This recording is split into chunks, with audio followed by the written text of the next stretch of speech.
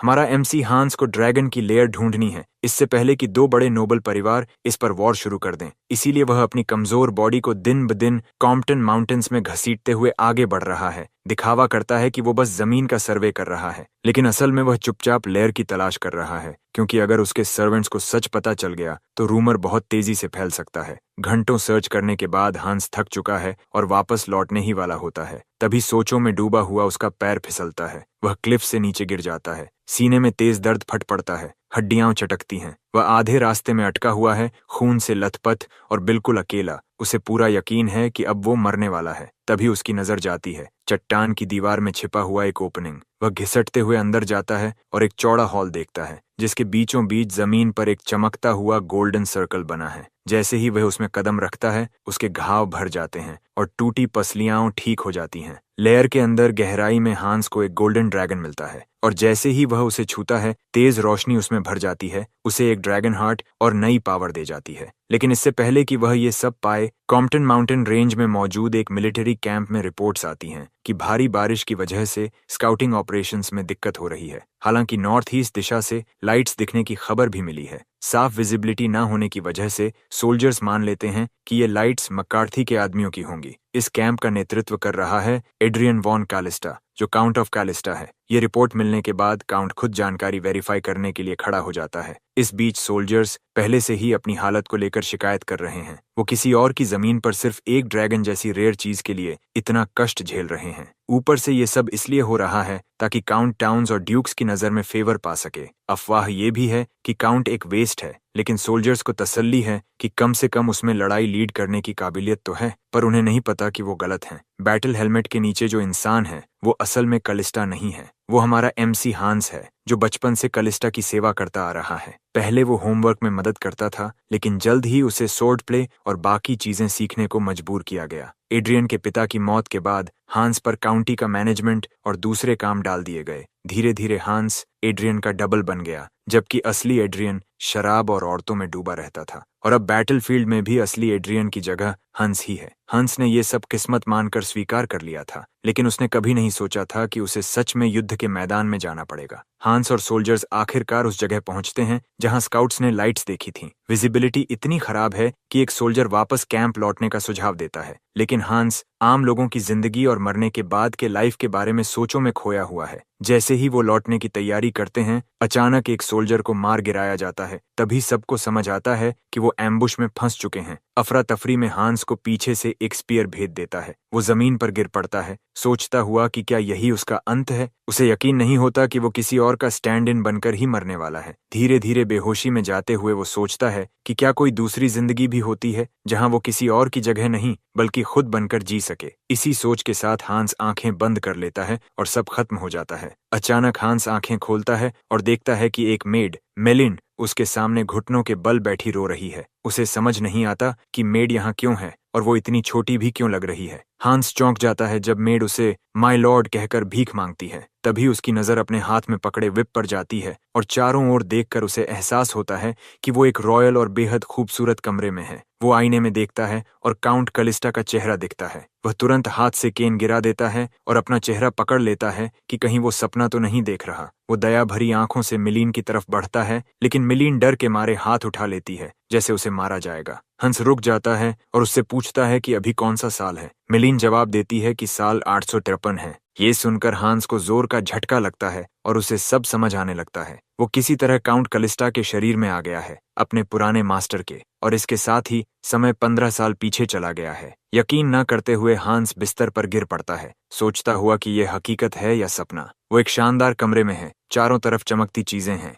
और काउंट का शरीर बेहद नरम और आरामदेह महसूस हो रहा है। वह नाजुक है क्योंकि उसने कभी भी अपने पिछले जीवन में लेबर से जुड़ा कोई काम नहीं किया था। हालात को समझने के लिए हांस मिलीन से कमरे से बाहर जाने को कहता है। जैसे ही लड़की बाहर जाती है, उसके पैरों के पीछे केन के साफ निशान दिखाई देते हैं। इससे पता चलता है कि एड्रियन ने उसके साथ बार बार अब्यूज किया है। हांस बिस्तर पर गिर जाता है और मान लेता है कि एड्रियन इतिहास का सबसे खराब और सबसे वेस्टफुल लॉर्ड है। एड्रियन छोटी छोटी बातों पर अपने सर्वेंट्स को सजा देता था और उन्हें खिलौनों की तरह ट्रीट करता था। जैसे जैसे वह बड़ा हुआ, एड्रियन पूरी तरह से वेस्टफुल लाइफ में डूब गया। उन सब हालात में हांस ही था जो एड्रियन की हर गड़बड़ी को संभालता था। अचानक हांस को कुछ याद आता है और वह जल्दी से कमरे से बाहर भागता है। वह घर के एक कमरे का दरवाजा खोलता है, लेकिन जो वह देखता है वो बिल्कुल अलग है। ये कमरा उसका होना चाहिए था, लेकिन अब इसे स्टोरेज रूम बना दिया गया है। उसे अपनी आंखों पर यकीन नहीं होता, लेकिन उसे पूरा भरोसा है कि ये वही कमरा है जहां उसने अपनी जिंदगी के 20 साल से ज्यादा बिताए थे। तभी वह सोच ही रहा होता है कि ये सब क्या हो रहा है कि एक सर्वेंट उसे पुकारता है। सर्वेंट क्लॉड पूछता है कि कास्टल लॉर्ड सर्वेंट्स के क्वार्टर्स में क्या कर रहा है। क्लॉड हांस के लिए अजनबी नहीं है, क्योंकि वह उसके और मेलिन के साथ ही बड़ा हुआ था। वे उसके साथी थे, बिल्कुल वैसे ही जैसे उसे याद थे। हंस फिर क्लॉड से पूछता है कि सर्वेंट हंस कहाँ है, लेकिन ये सवाल क्लॉड को पूरी तरह हैरान कर देता है, क्योंकि उसने कभी किसी हंस नाम के इंसान के बारे में सुना ही नहीं था। हंस खुद को समझाने की कोशिश करता है, लेकिन क्लॉड को कुछ भी समझ नहीं आता। तभी हंस को कड़वी सच्चाई समझ में आती है कि एड्रियन के शरीर में रीइंकार्नेशन होने का मतलब है कि इस दुनिया में हंस नाम का कोई इंसान मौजूद ही नहीं है। जल्द ही सर्वेंट्स के बीच लॉर्ड के अजीब व्यवहार की खबर फैलने लगती है। कुछ ने देखा कि वह सुबह जल्दी उठ रहा है, जो बहुत असामान्य है, क्योंकि वह आमतौर पर दोपहर में उठता था। दो मेड्स हांस के बारे में बातें कर रही होती हैं। तभी वह अचानक उनके पीछे आ जाता है, जिससे वे डर जाती हैं। वह उनसे माफी मांगता है और उनसे नैनी को बुलाने के लिए कहता है। अब 1 हफ्ता हो चुका है जब से हांस एड्रियन के शरीर में आया है। हांस समझ जाता है कि उसे ये सच मानना होगा कि अब वही एड्रियन है और उसे उसी की जिंदगी जीनी होगी। कुछ ही देर बाद नैनी उसे देखने आती है। नैनी को चिंता होती है कि हंस ठीक से सो नहीं रहा। हंस जवाब देता है कि वह मुश्किल से सो पाता है, आंखें बंद करता है, फिर भी खुली ही रहती हैं। फिर नैनी पूछती है कि क्या वह ब्रेकफास्ट तैयार कर दे, लेकिन हंस मना कर देता है। वह कहता है कि उसे पहले अपनी माँ से मिलने जाना है। ये सुनकर नैनी चौंक जाती है, लेकिन तुरंत मान लेती है कि ये एक अच्छा विचार है। हांस अपनी माँ के चेम्बर्स की ओर जाता है और जैसे ही वह दरवाजे पर पहुंचता है, उसकी बहन रिजाइना और माँ ओवेन दोनों उसे देखकर हैरान हो जाती हैं। रिजाइना को मजबूरन पूछना पड़ता है कि वह इतनी सुबह यहाँ क्या करने आया है। ओवेन अपनी बेटी को डांटती है कि ऐसा सवाल क्यों पूछ रही है, लेकिन फिर कहती है कि इसमें उसकी गलती भी नहीं है, क्योंकि एड्रियन ने कभी अपने परिवार की परवाह ही नहीं की। दोलिज़ोबर्टू ओवेन जल्दी से अपने बेटे को अंदर बुलाती है और कहती है कि उसे देखकर वह खुश है। दरअसल 3 साल पहले पुराने काउंट की मौत के बाद ओवेन सदमे में बीमार पड़ गई थी और बिस्तर से उठ ही नहीं पाई थी। एड्रियन, ओवेन और रेजिना ही अब हाउस कलिस्टा में बचे हैं। रोजनबॉम एम्पायर के एक दूर दराज इलाके में होने के बावजूद कलिस्टा परिवार पहले काफी अमीर था, लेकिन पुराने काउंट की मौत के बाद परिवार की सारी रौनक खत्म हो गई। हालात इतने खराब हो गए कि उन्हें अपने ही ट्रूप्स किराए पर देने पड़े ताकि घर में खाने को कुछ आ सके। भविष्य में जहां से हांस आया था, वहां ओवेन बाद में मर जाती है और रेजिना पर कर्ज में डूबा हुआ पूरा हाउस छोड़ दिया जाता है। हांस अपनी माँ का हाथ पकड़ता है और उसे भरोसा दिलाता है कि वह अब ज्यादा बार मिलने आएगा, लेकिन उसकी माँ कहती है कि उसे बार बार आने की जरूरत नहीं है, क्योंकि वह जानती है कि एस्टेट संभालना पहले से ही बहुत स्ट्रेसफुल है। ओवेन के कमरे से निकलने के बाद हांस तय करता है कि वह पूरी ताकत से एस्टेट को सही तरीके से संभालेगा। तभी बटलर आलमन उसे बताता है कि मिस्टर फ्लिन उससे मिलने आए हैं। ये सुनकर हांस को याद आता है कि इसी समय के आसपास एक बटलर था जो एड्रियन की सेवा करता था और उसका नाम आलमन ही था। वह एक बहुत लॉयल बटलर था जो हमेशा सर्वेंट्स के हितों की रक्षा करता था। वह अपने ही शरीर से सर्वेंट्स को बचाता था जब भी एड्रियन उन्हें चोट पहुंचाता था। एड्रियन ने कभी उसकी जिंदगी आसान नहीं बनाई, फिर भी वह वफादार रहा। लेकिन इसी समय के आसपास उसने इस्तीफा दे दिया और एक नया बटलर रखा गया जिसका नाम सिड था। सिड सबसे घटिया बटलर था क्योंकि वह बेहद इनकॉम्पिटेंट था और उसने परिवार की फाइनेंसेस को बर्बाद करने में भी मदद की। चूंकि अब आलमन के जाने का समय आ रहा है, हांस पहले से ही उसे रोकने का तरीका सोचने लगता है। इसी बीच हांस फ्लिन से मिलने की व्यवस्था करता है। फ्लिन कलिस्टा टेरिटरी का एडमिनिस्ट्रेटर है। फ्लिन भी एक बुरा इंसान था जो सर्वेंट्स के साथ बहुत खराब व्यवहार करता था। वह उन्हें ऐसे पीटता था जैसे वो उसके गुलाम हो। हांस जानना चाहता है कि फ्लिन क्या कहेगा और जैसा कि उसे उम्मीद थी, फ्लिन बताता है कि उसने आलमन के लिए एक सूटेबल रिप्लेसमेंट ढूंढ लिया है। वह चाहता है कि बिना समय बर्बाद किए आलमन को हटा दिया जाए। फ्लिन की बातें सुनकर हांस हैरान रह जाता है। बिल्कुल वैसे ही जैसे उसे याद था, फ्लिन एक आदमी की सिफारिश करता है जिसका नाम सिड है। फ्लिन दावा करता है कि सिड बहुत काबिल है और वह उसके लिए भाई जैसा है। इससे पहले कि फ्लिन कुछ और बोले, हांस उसे चुप रहने को कह देता है। हांस गुस्से और फ्रस्ट्रेशन में अपना सिर पकड़ लेता है। फ्लिन से पूछता है कि क्या उसने सच में सही सुना है। क्या फ्लिन सच में आलमन को निकालने की योजना बना रहा है। जब फ्लिन को लगता है कि हांस सब कुछ गलत समझ रहा है, तो वह इस गड़बड़ी का दोष खुद पर डालता है। फिर वह अपने अंदर वाले पॉकेट में हाथ डालता है और कुछ निकालता है। वह हांस का हाथ हाथ पकड़कर उसमें 10 गोल्ड कॉइन्स रख देता है। ये देखकर हांस को जबरदस्त झटका लगता है और उसे घिन महसूस होती है। फ्लिन कहता है कि वह नहीं चाहता कि लड़का अपने हाथ गंदे करे जो होने वाला है उससे। उसके पास पहले से ही एम्बेजलमेंट का एक आसान आरोप लगाकर सब निपटाने की योजना है। हमेशा की तरह फ्लिन हांस से कहता है कि उसने रिकॉर्ड्स पहले ही तैयार कर रखे हैं। हांस चुपचाप अपनी हथेली में पड़े 10 गोल्ड कॉइन्स को घूरता रहता है। आमतौर पर एक गरीब परिवार 10 सिल्वर में पूरा महीना गुजार लेता है, यानी 10 गोल्ड कॉइन्स एक कॉमनर के लिए लगभग 20 महीनों का खर्च है। एक गोल्ड कॉइन बराबर होता है 20 सिल्वर कॉइन्स के। चूंकि फ्लिन कलिस्टा टेरिटरी का एडमिनिस्ट्रेटर है और छोटी सी आमदनी के अलावा उसके पास कोई और इनकम नहीं है, हांस तुरंत समझ जाता है कि ये पैसे लोगों से चुराए गए हैं। हांस को ये जानकर बेहद निराशा होती है कि एड्रियन ने एम्बेजल्ड पैसे को रिश्वत की तरह लिया था। बदले में एस्टेट को फ्लिन जैसे लोग मनचाहे तरीके से चला रहे थे। तभी हांस को एहसास होता है कि अल्मान ने इस्तीफा नहीं दिया था, बल्कि उसे जबरन बाहर निकाला गया था। सब जानते थे कि उस पर झूठा आरोप लगाया गया है, लेकिन सब चुप रहे और हांस उस समय बहुत छोटा था, इसलिए सच्चाई समझ नहीं पाया। सारी बातें सामने आकर हांस को अंदर से तोड़ देती हैं। धीमी आवाज में हांस नाइट बॉडीगार्ड ऑसवर्ल्ड को बुलाता है। हालात पलटते हुए हांस ऑसवर्ल्ड को आदेश देता है कि वह तुरंत फ्लिन को गिरफ्तार करे। हांस कहता है कि फ्लिन ने उससे भ्रष्ट मांग की और उसके सर्वेंट पर झूठा आरोप लगाया। अपने अपराधों की वजह से हांस ऑसवर्ल्ड को आदेश देता है कि फ्लिन को डंजन में बंद कर दिया जाए। ऑसवर्ल्ड बिना समय गंवाए आदेश मान लेता है, जबकि फ्लिन पूरी तरह से सन्न रह जाता है और उसका मुंह खुला का खुला रह जाता है। फ्लिन हांस को मनाने की कोशिश करता है, लेकिन हांस उसे अनदेखा कर देता है जब ऑसवर्ल्ड उसे घसीट कर ले जाता है। हांस 10 गोल्ड कॉइन्स मेज पर गिरा देता है और सोचता है कि आखिर वह एड्रियन के शरीर में क्यों आया। भले ही उसे सब कुछ ना पता हो, लेकिन उसे इतना जरूर पता है कि इस शरीर के पिछले मालिक एड्रियन ने बहुत से लोगों को दर्द दिया है। हांस एड्रियन नहीं है और वह इतिहास को खुद को दोहराने नहीं देगा। मैंशन के हॉल में ऑसवर्ल्ड फ्लिन को डंजन की तरफ घसीट रहा होता है। वह फ्लिन को स्कम कहते हुए ठीक से चलने को कहता है। ऑसवर्ल्ड को फ्लिन के अपराध की पूरी जानकारी नहीं है, लेकिन उसे फर्क भी नहीं पड़ता। खुद फ्लिन भी इस मोड़ से हैरान है। उसे यकीन नहीं हो रहा कि उसे डंजन भेजा जा रहा है। एक बर्बाद घर में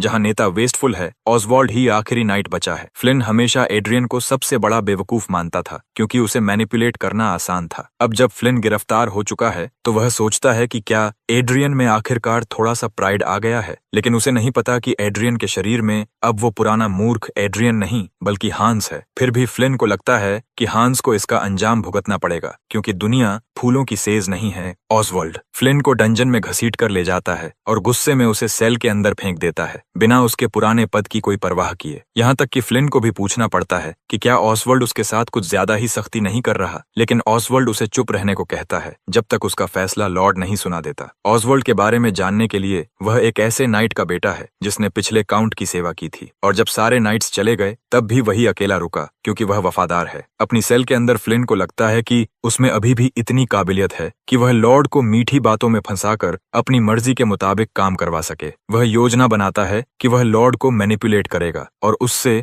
ऑसवर्ल्ड को निकालने के लिए कहेगा। फ्लिन को यकीन नहीं होता कि ऑसवर्ल्ड जैसा मामूली नाइट उसके सामने इतना रौब दिखा रहा है। अपने अनुभव के आधार पर फ्लिन कहता है कि एड्रियन सिर्फ एक 15 साल का लड़का है जो आलसी है और जिसकी समझ भी कमजोर है। वह हमेशा उसे टैक्सेस बढ़ाने के लिए उकसाता रहा है और एड्रियन हमेशा उसकी बात मानता रहा है। फ्लिन को लगता है कि आज एड्रियन बस थोड़ा खराब मूड में है और थोड़ी सी तारीफ उसे फिर से अपनी जेब में डाल देगी। फ्लिन अभ्यास करने लगता है कि वह लॉर्ड से कैसे बात करेगा जब वह उससे मिलने आएगा। वह सोचता है कि वह उसके साथ हंसेगा और जरूरत पड़ी तो घुटनों पर भी बैठ जाएगा। वह अपनी इस बेवकूफी भरी प्रैक्टिस के बीच ही होता है जब हांस वहां आ जाता है। हांस के खड़े होने के अंदाज से ही फ्लिन को शक होने लगता है कि क्या ये वही लड़का है जिसे वह पहले आसानी से मैनिपुलेट करता था। फ्लिन तुरंत घुटनों पर गिर जाता है और हांस से रहम की भीख मांगता है। ठंडे लहजे में हांस कहता है कि उसे दया की भीख मांगने की जरूरत नहीं है, क्योंकि उस पल से टेरिटरी में हर अपराध का फैसला ट्रायल्स के जरिए होगा। ट्रायल शब्द सुनते ही फ्लिन डर से कांपने लगता है। हांस पलट कर जाने लगता है और फ्लिन गिड़गिड़ाने लगता है। वह हमेशा की तरह हांस को मैनिपुलेट करने की कोशिश करता है। वह उसे याद दिलाता है कि वह हमेशा उसका वफादार रहा है, लेकिन हांस उसकी सारी बातें अनसुनी कर देता है और ऐसे चला आ जाता है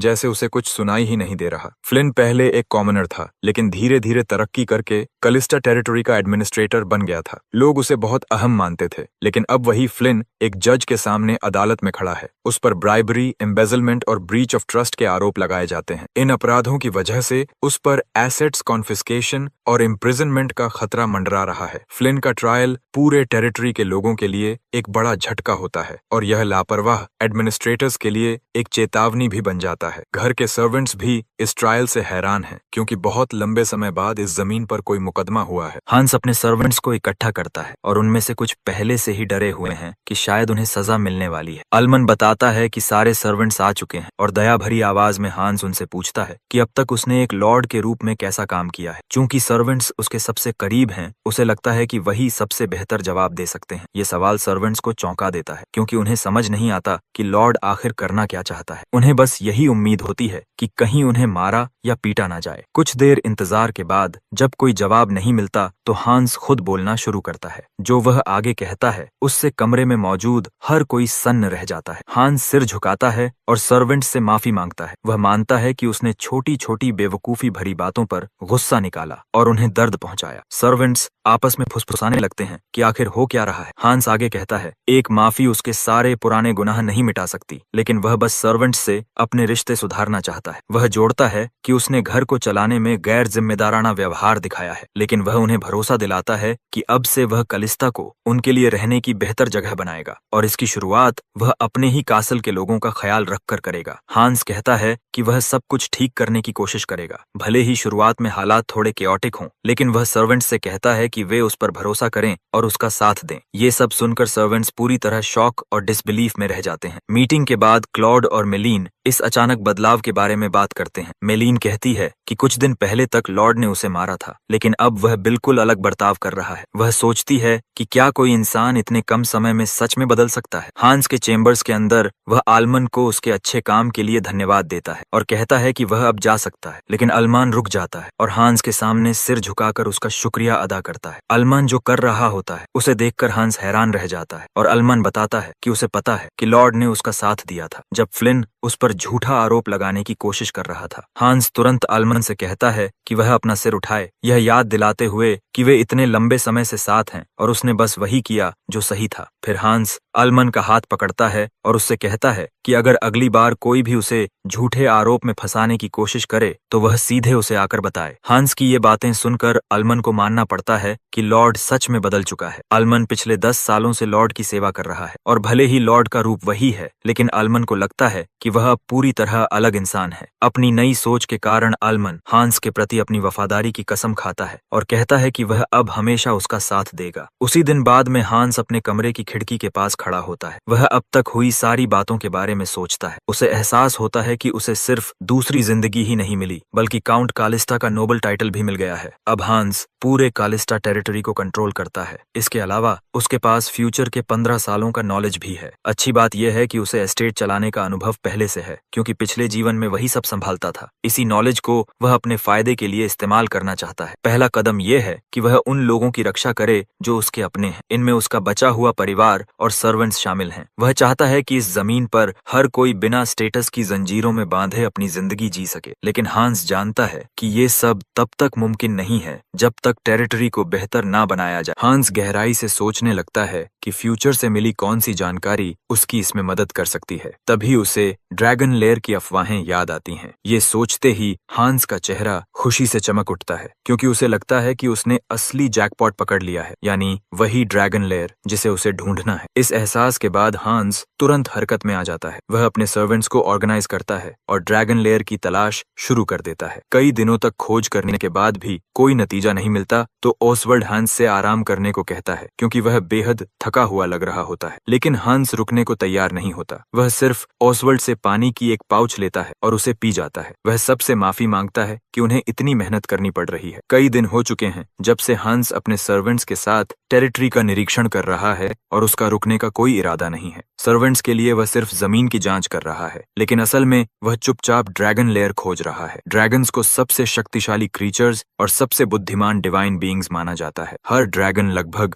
गॉड जैसा होता है, लेकिन वे बहुत पहले एक्सटिंक्ट हो चुके हैं। फिर भी जब भी उनका कोई हाइड आउट मिलता है तो वह सबका ध्यान खींच लेता है। ऐसा इसलिए क्योंकि ड्रैगन लेयर में आमतौर पर बेहिसाब खजाना होता है। हांस को पता है कि कॉम्पटन माउंटेन रेंज में एक ड्रैगन लेयर मिलने वाला है। रोजनबाल्म एम्पायर का मौजूदा एम्परर सिर्फ एक यंग पपेट है। असली ताकत दो फैमिलीज के हाथ में है, टाउनसन फैमिली और मकार्थी फैमिली। यही दोनों फैमिलीज एम्पायर का बैलेंस बनाए रखती हैं। कॉम्पटन माउंटेन इन दोनों ग्रेट हाउसेस की सीमा के बीच स्थित है और वहीं ड्रैगन लेयर मिलने वाला था। लेयर की ओनरशिप को लेकर दोनों फैमिलीज के बीच कॉन्फ्लिक्ट छिड़ गया था। कलिस्टा लैंड भी इसी बॉर्डर पर था और कलिस्टा फैमिली को मजबूरन अपनी ट्रूप्स भेजनी पड़ी थी। अब जब हांस पास्ट में आ चुका है, उसके पास लेयर खोजने के लिए पूरे 15 साल हैं। हांस अपने सर्वेंट से अलग होकर जंगल के अंदर और गहराई में दौड़ पड़ता है लेयर की तलाश में। कहा जाता है कि ड्रैगन्स सोने और जवाहरात के पहाड़ जमा करते हैं और ये खजाना इतना होता है कि उससे एक छोटा किंगडम भी खरीदा जा सकता है। हांस जानता है कि अगर उसने लेयर ढूंढ ली तो टेरिटरी की हालत पूरी तरह बदल सकती है, लेकिन लेयर की एग्जैक्ट लोकेशन किसी को नहीं पता। बस उसकी खोज की खबर दूर दूर तक फैली थी। कहा जाता है कि उसे एक हर्बलिस्ट ने खोजा था जो ओक फॉरेस्ट में रास्ता भटक गया था। उसने किस्मत से लेयर पाली थी। चूंकि लेयर को पहचानना आसान बताया गया है, हांस जानता है कि जैसे ही वह उसे देखेगा पहचान जाएगा। हांस खोज जारी रखता है, लेकिन कुछ घंटों बाद ही वह बुरी तरह थक जाता है। उसे ना लेयर मिलती है, ना ही कोई ऐसा सुराग जो उसे वहां तक ले जाए। हांस सोचने लगता है कि हर्बलिस्ट वाली अफवाह सच है या झूठ। चूंकि सूरज ढलने ही वाला होता है, वह वापस लौटने का फैसला करता है। उसे बहुत थकान महसूस हो रही होती है, जिससे साफ पता चलता है कि एड्रियन का शरीर कमजोर है। हंस तय करता है कि घर लौटकर वह एक्सरसाइज करेगा और अपने शरीर पर काम करेगा। इसी बीच सर्वेंट्स उसे पुकारने लगते हैं। हांस को अच्छा नहीं लगता कि वह सर्वेंट्स को इतना परेशान कर रहा है। वह सोचता है कि लेयर ढूंढने के लिए किसी से मदद मांग ले, लेकिन फिर खुद ही रुक जाता है क्योंकि वह लेयर को सीक्रेट रखना चाहता है। उसे अच्छी तरह पता है कि ड्रैगन लेयर का अस्तित्व सिविल वॉर तक भड़का सकता है, इसलिए उसे बहुत सावधान रहना होगा। तभी हांस सोचों में डूब जाता है और उसका पैर फिसल जाता है। वह एक क्लिफ से नीचे गिर जाता है, जमीन पर जोर से गिरता है और गंभीर चोटें लगती हैं, लेकिन वह किसी तरह बच जाता है। हांस क्लिफ के बीचों बीच अटका होता है और उसकी आंखों के सामने अंधेरा छा जाता है। उसकी पसलियां टूट चुकी हैं और उसे चिंता होती है कि अब वह वापस पहाड़ के ऊपर कैसे जाएगा। किसी तरह वह खुद को संभाल कर ऊपर चढ़ता है और तभी उसकी नजर पहाड़ में बने एक ओपनिंग पर जाती है। उस स्ट्रक्चर को देखकर हांस तुरंत समझ जाता है कि वह ड्रैगन लेयर तक पहुंच चुका है। लेयर बिल्कुल क्लिफ के बीच में बनी हुई होती है, जो अपने आप में बेहद अजीब जगह है। हांस मान लेता है कि यह एंट्रेंस किसी गार्डियन द्वारा इस्तेमाल की जाती होगी और गार्डियंस वही क्रीचर्स होते हैं जो ड्रैगन्स की रक्षा करते हैं। पहाड़ों की खतरनाक बनावट ही इस लेयर को इतने समय तक छिपाए हुए थी। हालांकि उसने लेयर ढूंढ ली है, लेकिन हांस को चिंता होती है कि वह वापस ऊपर कैसे जाएगा। उसे पता है कि ऑसवर्ल्ड के लिए यहाँ तक पहुंचना नामुमकिन है। हांस पहले ही सोचने लगता है कि शायद लेयर के अंदर जाकर ही उसकी मौत हो जाएगी। वह जैसे ही लेयर के भव्य हॉल में प्रवेश करता है, उसके बीचों बीच एक गोल्डन मैजिक सर्कल बना होता है। हांस उस मैजिक सर्कल में कदम रखता है और अचानक उसकी सारी चोटें भर जाती हैं। उसकी टूटी पसलियां भी ठीक हो जाती हैं। हांस इस खोज से पूरी तरह हिल जाता,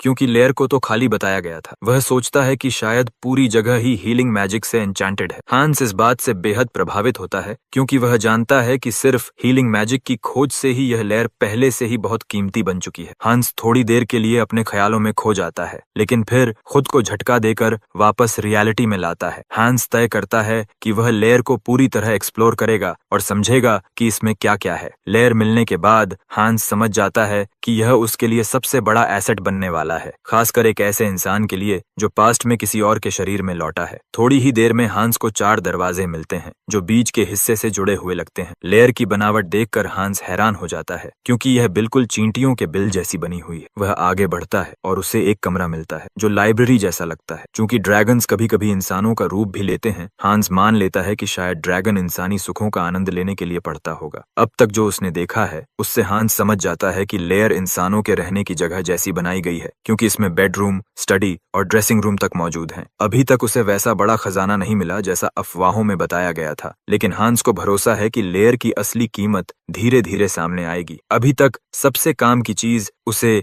बीच का हीलिंग मैजिक वाला हिस्सा लगता है। हांस तय करता है कि वह इस जगह को हीलिंग हॉल कहेगा। हीलिंग मैजिक लगभग इतिहास बन चुकी चीज है, इसलिए हांस इस खोज से और भी ज्यादा प्रभावित होता है। फिर वह आखिरी उस कमरे की तरफ बढ़ता है जिसे उसने अभी तक नहीं देखा था। हांस जैसे ही उस कमरे में दाखिल होता है, वह डर और सदमे में जम जाता है। उसके सामने एक गोल्डन ड्रैगन लेटा हुआ होता है। हांस को यकीन नहीं होता कि वह जो देख रहा है वो सच है। उसकी जानकारी के अनुसार ड्रैगन्स कम से कम 100 साल पहले एक्सटिंक्ट हो चुके थे, इसीलिए हांस मान लेता है कि उसके सामने पड़ा ड्रैगन सिर्फ एक कॉर्प्स है। लेकिन उसी समय वह सोचता है कि क्या कोई लाश अब भी इतनी चमकदार और साफ रह सकती है। तभी हांस ड्रैगन को छू लेता है और अचानक पूरा कमरा तेज रोशनी से भर जाता है। रोशनी इतनी तेज होती है कि हांस पीछे हटने पर मजबूर हो जाता है। वह रोशनी धीरे धीरे उसके शरीर में घुसने लगती है और उसी समय उसे अपने दिमाग में एक आवाज सुनाई। अभी वह समझ ही रहा होता है कि क्या हो रहा है कि वह खुद को एक शाही कपड़ों में खड़े आदमी के सामने पाता है। डर के साथ हांस उस अजीब आदमी से पूछता है कि वह कौन है। हंस उस आदमी से निकलती हुई अजीब सी ऑरा को साफ महसूस कर सकता है और तभी उसे समझ आ जाता है कि उसके सामने खड़ा यह इंसान नहीं है। आखिरकार वह आदमी बोलता है और अपना नाम सफ्रेड बताता है। वह आगे कहता है कि वह गोल्ड क्लैन का आखिरी हेड है और इसके साथ ही पूरे कॉन्टिनेंट का अंतिम ड्रैगन भी है। हांस यह सुनकर सन्न रह जाता है जब उसे एहसास होता है कि वह सच में एक ड्रैगन के सामने खड़ा है। हांस उससे पूछता है कि क्या वही इस लेयर का मास्टर है, लेकिन सफ्रेड उसे सब कुछ समझाने लगता है। वह बताता है कि जो ड्रैगन हांस ने पहले देखा था वह बस एक लाइफलेस शेल है। हांस जो आवाज अभी अपने दिमाग में सुन रहा है वह उसकी छोड़ी हुई आखिरी मैजिक है। हांस अब भी पूरी तरह नहीं समझ पाता और सफ्रेड आगे समझाता है। वह बताता है कि ड्रैगन्स इस धरती के सबसे सुपीरियर बीइंग्स थे,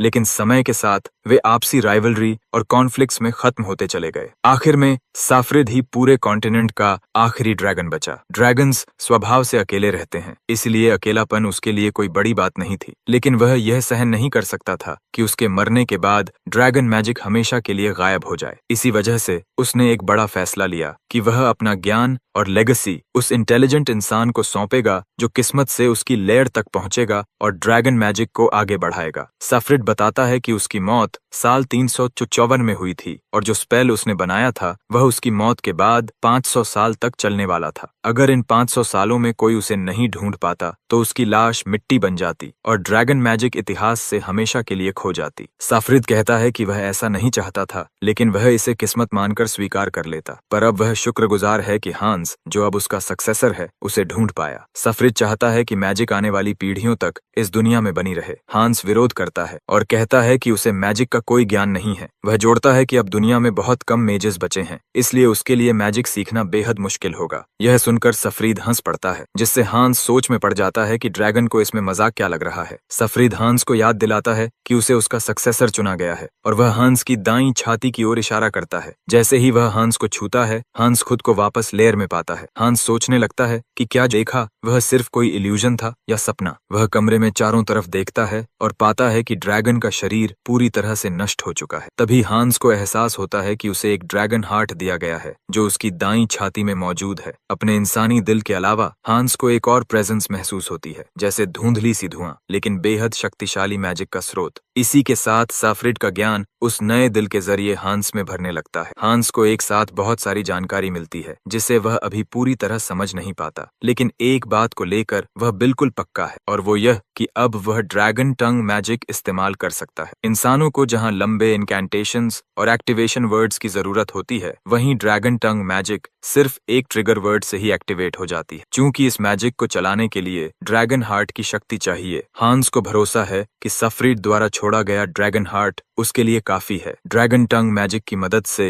हांस फ्लाई नाम का एक्टिवेशन वर्ड बोलकर पहाड़ की चोटी तक पहुंच जाता है, लेकिन इतना करने में ही उसका सारा माना खत्म हो जाता है। ड्रैगन हार्ट अभी स्टेबल नहीं है, इसी वजह से उसका माना भी सीमित है। फिर भी हांस को चिंता नहीं होती, क्योंकि वह जानता है कि यह हार्ट धीरे धीरे उसके शरीर के साथ ग्रो करेगा और एक दिन हांस के पास इतनी शक्ति होगी कि वह डिवाइन पावर के करीब मैजिक इस्तेमाल कर सकेगा। आखिरकार हांस अपने सर्वेंट से फिर मिल जाता है, जो उसके गायब होने से बहुत परेशान थे। वे सब उसकी ओर दौड़ते हैं यह देखने के लिए कि वह ठीक है या नहीं। थोड़ी देर बाद हांस और सब लोग एस्टेट लौटने की तैयारी तैयारी करते हैं। हांस खुश होता है कि उसे उससे कहीं ज्यादा मिल गया जितना वह ढूंढने निकला था। वह सिर्फ ड्रैगन लेयर खोजने गया था, लेकिन लौटा एक ड्रैगन के सक्सेसर बनकर। हांस को फिर सफरिद की कही हुई बात याद आती है कि उसका स्पेल 500 साल तक चलने वाला था। ड्रैगन की मौत के साल को मौजूदा साल से घटाकर हांस समझ जाता है कि अगर वह सिर्फ 1 साल देर कर देता तो ड्रैगन की पूरी लेगेसी हमेशा के लिए खो जाती। हांस को याद आता है कि उसके पिछले जीवन में ड्रैगन 15 साल बाद खोजा गया था। मतलब उस समय मैजिक पहले जैसी नहीं रही थी। आमतौर पर ज्यादातर मेजेस अपनी पूरी जिंदगी में फर्स्ट या सेकंड सर्कल से आगे नहीं बढ़ पाते, और जो लोग 5th सर्कल तक पहुंच जाते हैं उन्हें आर्क मेजेस कहा जाता है। तभी ओसवाल्ड घुटनों पर बैठ जाता है और माफी मांगता है, क्योंकि वह खुद को दोषी मानता है कि उसने लॉर्ड का ठीक से ध्यान नहीं रखा। यहाँ तक कि हांस की बहन भी बूढ़े आदमी को दोष देती है, लेकिन हांस सबको शांत करते हुए कहता है कि वह बिल्कुल ठीक है। किसी तरह हांस अपने कमरे तक पहुंचता है और राहत की सांस लेता है। वह जानता है कि ओसवाल्ड सिर्फ लॉयल्टी की वजह से रुका हुआ है, और यही बात बटलर आल्मन पर भी लागू होती है। हांस खुश है कि उसके पास आल्मन और ओसवाल्ड जैसे लोग हैं, क्योंकि वह जानता है कि ये दोनों हमेशा उसके साथ खड़े रहेंगे। हांस फिर आल्मन को अपने चेम्बर्स में बुलाता है और कुछ ही देर में आल्मन वहां पहुंच जाता है। हांस देर रात बुलाने के लिए उससे माफी मांगता है और उससे सर्वेंट लिस्ट और सैलरी लेजर के बारे में पूछता है, जिसे बनाने के लिए उसने उसे टूर पर जाने से पहले कहा था। आल्मन उसे भरोसा दिलाता है कि सब तैयार है, लेकिन वह हैरान होता है कि क्या लॉर्ड अभी ही उन्हें देखना चाहता है। वह हांस को याद दिलाता है कि काफी रात हो चुकी है, और ऊपर से उसे हांस के एक्सीडेंट की खबर भी मिली थी। लेकिन हांस कहता है कि वह ठीक है और अल्मान को डॉक्यूमेंट्स लाने के लिए कहता है। अल्मान अब भी उसे आराम करने के लिए समझाने की कोशिश करता है, लेकिन हंस अपनी बात पर अड़ा रहता है। उसके लिए सर्वेंट्स की भलाई सबसे ज्यादा जरूरी है, इसलिए वह हर चीज तुरंत संभालना चाहता है। यह समझकर कि हांस को मनाना बेकार है, अल्मन दस्तावेज लाने के लिए मान जाता है। कुछ देर बाद हांस अपनी जेब में हाथ डालता है और कुछ गोल्ड कॉइन्स निकालता है। फिर वह आल्मन से पूछता है कि क्या वह ग्रेस के बारे में जानता है। उधर क्लॉड एक मार्केट वुमन लोएन के पास जाता है ताकि उससे ऑर्डर्स दे सके।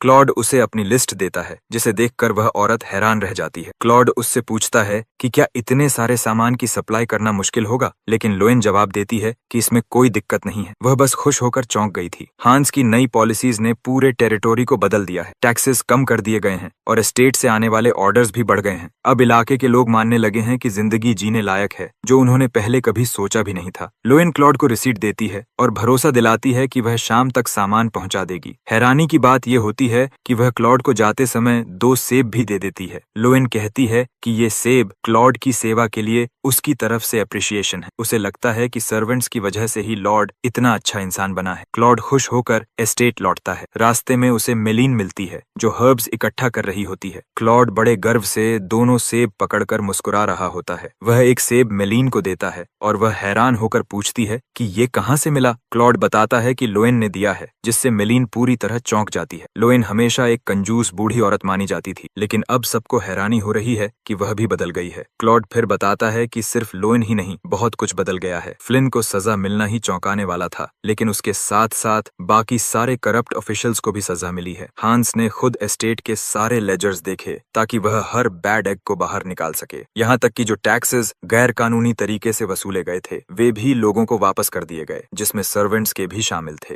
अब सर्वेंट्स की जिंदगी बेहतर हो गई है, उन्हें ज्यादा पे मिल रही है, प्रॉपर ब्रेक टाइम है और नए कपड़े भी दिए गए हैं। कासल अब बाहर के लोगों के लिए भी आसानी से एक्सेसिबल है। इन बदलावों की वजह से सर्वेंट्स के पास अब बाहर घूमने और आराम करने का समय भी है, ठीक वैसे ही जैसे इस वक्त मेलिन और क्लॉड कर रहे हैं। क्लॉड नोटिस करता है कि मेलिन अब लॉर्ड के बारे में अच्छे तरीके से बात करने लगी है। वह उसे याद दिलाता है कि सबसे पहले वही लॉर्ड था जिसने उनके साथ बुरा बर्ताव किया था। क्लॉड को विश्वास नहीं होता कि लोग इतनी आसानी से बदल सकते हैं। मेलिन इस बात से सहमत होती है, लेकिन वह बताती है कि आजकल जब भी वह हांस को देखती है तो उसे अंदर से लगता है कि उसने पहले बहुत जल्दबाजी में फैसले ले लिए थे। अब जो कुछ भी हो रहा है उसे देखकर मेलिन को लगता है कि उसे लॉर्ड को एक और मौका देना चाहिए। क्लॉड फिर मजाक में पूछता है कि क्या वह हांस को इसलिए माफ कर रही है क्योंकि वह हैंडसम है, और मेलिन तुरंत मना कर देती है। कुछ देर बाद दोनों कैसल की तरफ लौटने लगते हैं। वे बात करते हैं कि हांस अब ज्यादा दिखाई नहीं देता। अब तो उन्हें हांस को देखना भी मुश्किल हो गया है। हांस उन्हें बताता है कि वह इंस्पेक्शंस पर जाता है, लेकिन असल में वह ड्रैगन लेयर जा रहा होता है। लेयर के अंदर हांस अपनी मैजिक की प्रैक्टिस कर रहा होता है। अब वह फायरबॉल जैसे स्पेल्स इस्तेमाल कर सकता है और इसके अलावा शील्ड स्पेल भी कर पा रहा है। ड्रैगन की पावर मिले हुए लगभग 1 महीना हो चुका है और हांस तब से लगातार ट्रेनिंग कर रहा है। वह साफ महसूस कर सकता है कि उसकी मैजिक बेहतर हो रही है और समय के साथ वह और भी मजबूत हो जाएगा। लेकिन हांस को ये बात पसंद नहीं कि हर बार मैजिक प्रैक्टिस करने के लिए उसे घोड़े पर बैठकर लेयर तक जाना पड़ता है। चूंकि लेयर मैजिक से रीइंफोर्स्ड है, चाहे वह कितनी भी ताकत से ट्रेनिंग करे, लेयर को कोई नुकसान नहीं होगा। हांस इस जगह को अपने लिए परफेक्ट ट्रेनिंग ग्राउंड मानता है, लेकिन फिर भी उसके लिए बेहतर होता अगर वह आसानी से आ जा सकता। हांस जानता है कि इसका एक तरीका है और वह है टेलीपोर्टेशन मैजिक, जिसे वार्प गेट कहा जाता है। इससे वह सेफ जोन के अंदर किसी तय जगह पर सीधे टेलीपोर्ट कर सकता है। लेकिन वार्प गेट एक बहुत हाई लेवल स्पेल है जो 7th सर्कल में आता है। इस समय हांस इतना पावरफुल नहीं है कि यह स्पेल इस्तेमाल कर सके, क्योंकि वह अब भी सिर्फ लेवल 2 या 3 के आसपास है। फिर भी हांस का करंट लेवल काफी इंप्रेसिव है, क्योंकि एम्पायर का ग्रैंड मेज भी लेवल 5 से आगे नहीं बढ़ पाया है। टेलीपोर्टेशन स्पेल्स को बेहतर तरीके से सीखने के लिए हांस जानता है कि उसे पहले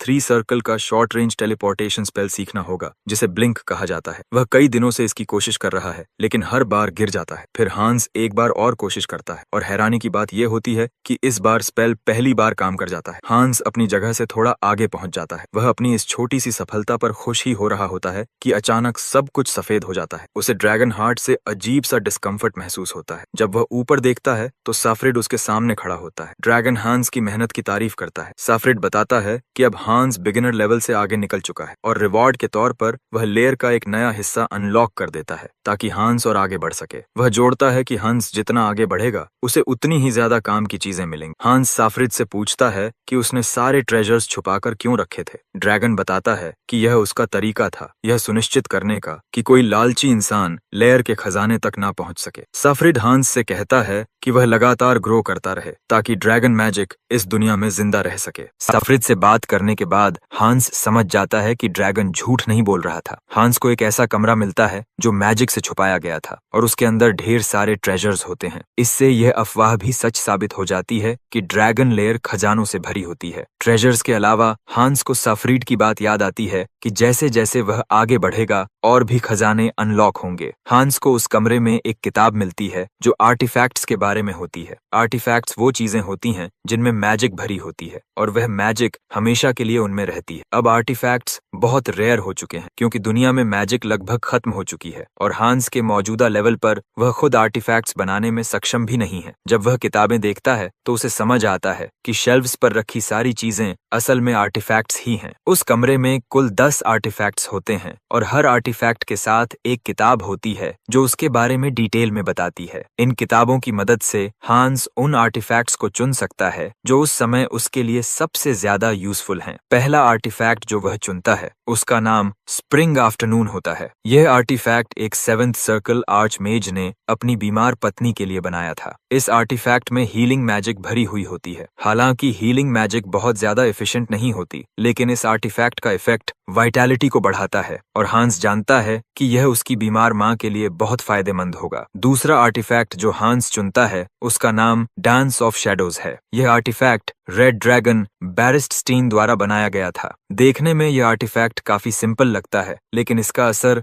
बेहद खतरनाक है। हंस इसे पहनता है और उसके चारों ओर एक लाल ऑरा बन जाती है। इस आर्टिफैक्ट में एक बेहद एडवांस्ड कंसीलमेंट स्पेल भरी हुई है जो पहनने वाले को लगभग इनविंसिबल बना देती है। हंस आईने के सामने खड़ा होता है, लेकिन उसमें कुछ भी दिखाई नहीं देता, यहाँ तक कि उसके कदमों की आवाज भी पूरी तरह गायब हो जाती है। हंस को ऐसा लगता है जैसे इस आर्टिफैक्ट के साथ उसका शरीर बिल्कुल वेटलेस हो गया हो। आर्टिफैक्ट्स की खोज से हंस बेहद उत्साहित हो जाता है क्योंकि ये सच में बहुत काम की चीजें साबित हो रही हैं। तीसरा आर्टिफैक्ट जो हंस चुनता है उसका नाम ब्रेथ ऑफ अर्थ है। यह आर्टिफैक्ट सांप के आकार में बना हुआ है और यह अकेला ऐसा आर्टिफैक्ट है जिसे खुद साफ्रिड ने बनाया था। यह आर्टिफैक्ट हांस की सबसे बड़ी कमी को पूरा करता है और वह है टेलीपोर्ट करने की एबिलिटी। इस आर्टिफैक्ट की मदद से हांस वार्प एबिलिटी इस्तेमाल कर सकता है। वार्प इफेक्ट की कोऑर्डिनेट्स सीधे लेयर पर सेट हैं। इसके साथ हांस जान जाता है कि अब वह अपनी बहन और आलमन की नजर में आए बिना आसानी से कैसल से निकल सकता है। डिस्टेंस की प्रॉब्लम खत्म होने के बाद हांस को भरोसा है कि अब उसकी ट्रेनिंग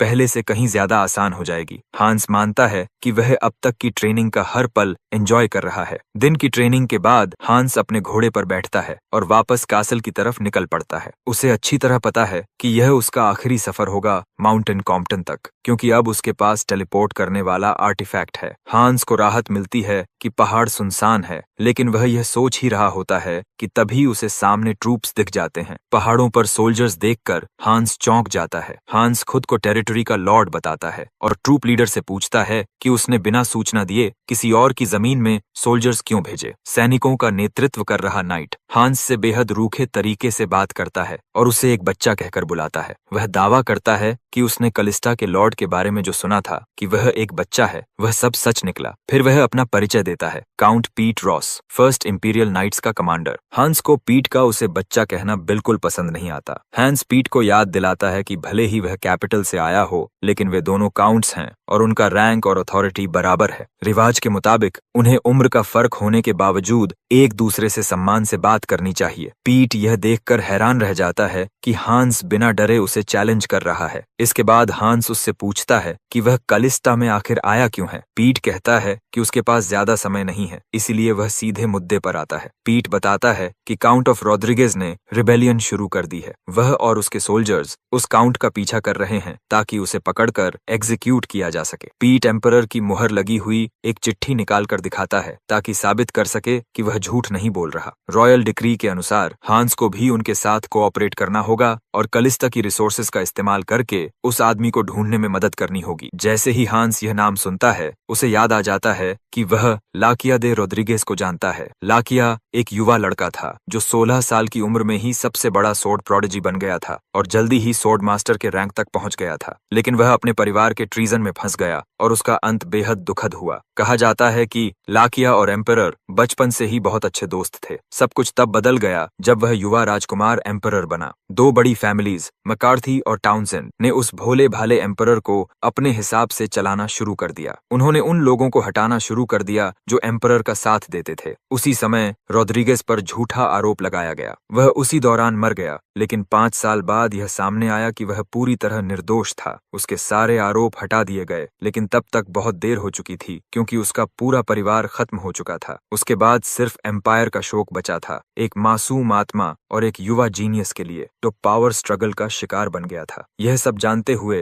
हंस समझ जाता है कि इस बार उसे लाकिया को हर हाल में बचाना होगा। पीट देखता है कि हंस सोच में डूब गया है और उसे आवाज देकर ध्यान खींचता है। वह हंस को बताता है कि लाकिया घायल है और आखिरी बार जब उन्होंने उसे देखा था तो वह पहाड़ों की तरफ भाग गया था। हंस फिर जवाब देता है कि वह कोऑपरेट करेगा, लेकिन वह उनसे आग्रह करता है कि आज के लिए सर्च रोक दी जाए क्योंकि काफी देर हो चुकी है। वह वादा करता है कि अगले दिन सुबह सबसे पहले सर्च दोबारा शुरू की जाएगी। पीट घमंड से कहता है कि उसके आदमी घायल इंसान को ढूंढने के लिए काफी हैं, लेकिन हंस उसे समझाता है कि कॉम्पटन माउंटेन्स वैसी जगह नहीं है जिनकी उन्हें आदत है। वे घोड़े पर बैठकर ठीक से सर्च नहीं कर सकते और इसके अलावा पीट और उसके सारे आदमी भारी आर्मर पहने हुए हैं। हंस उसका ध्यान इस बात पर भी दिलाता है कि उसके आदमी पहले से ही थके हुए हैं। हंस पीट को भरोसा दिलाता है कि सबसे अच्छा तरीका यही है कि अगली सुबह जल्दी सर्च शुरू की जाए। हंस को याद है कि उसके पिछले जीवन में भी कुछ ऐसा ही हुआ था जब हाउस कलिस्टा ने टाउन्स और फैमिली की मदद के लिए ट्रूप्स भेजे थे। कॉम्पटन माउंटेन्स पूरे किंगडम के सबसे रफ टेरेन्स में से एक हैं और हंस मानता है कि वह खुद भी लेयर सिर्फ अपने पास्ट नॉलेज और किस्मत की वजह से ही ढूंढ पाया था। मानता है कि पहाड़ों में एक घायल आदमी को एक दिन के अंदर ढूंढना बेहद मुश्किल है। पीट को सर्च टालने के लिए मना लेने के बाद हंस खुद लाकिया की तलाश में निकल पड़ता है। वह अपने मैजिक का इस्तेमाल करके पूरे इलाके का एक वाइड स्कैन करता है। काफी मेहनत के बाद वह आखिरकार लाकिया को लोकेट कर लेता है। हंस वहां पहुंचता है जहां लाकिया पड़ा होता है और उसे घायल व बेहोश पाता है। उसकी चोटें बहुत गंभीर होती हैं और चूंकि हंस के पास अभी हीलिंग एबिलिटीज नहीं है तो वह सिर्फ स्प्रिंग आफ्टरनून आर्टिफैक्ट का इस्तेमाल कर सकता है। भले ही रिंग का असर कमजोर हो, लेकिन हंस जानता है कि कुछ न करने से बेहतर यही है। वह रिंग लाकिया की उंगली में पहनाता है और वह तुरंत काम करना शुरू कर देती है। फिर हंस फेदरिंग स्पेल का इस्तेमाल करता है ताकि लाकिया हल्का हो जाए और वह उसे उठाकर घोड़े पर बैठा सके।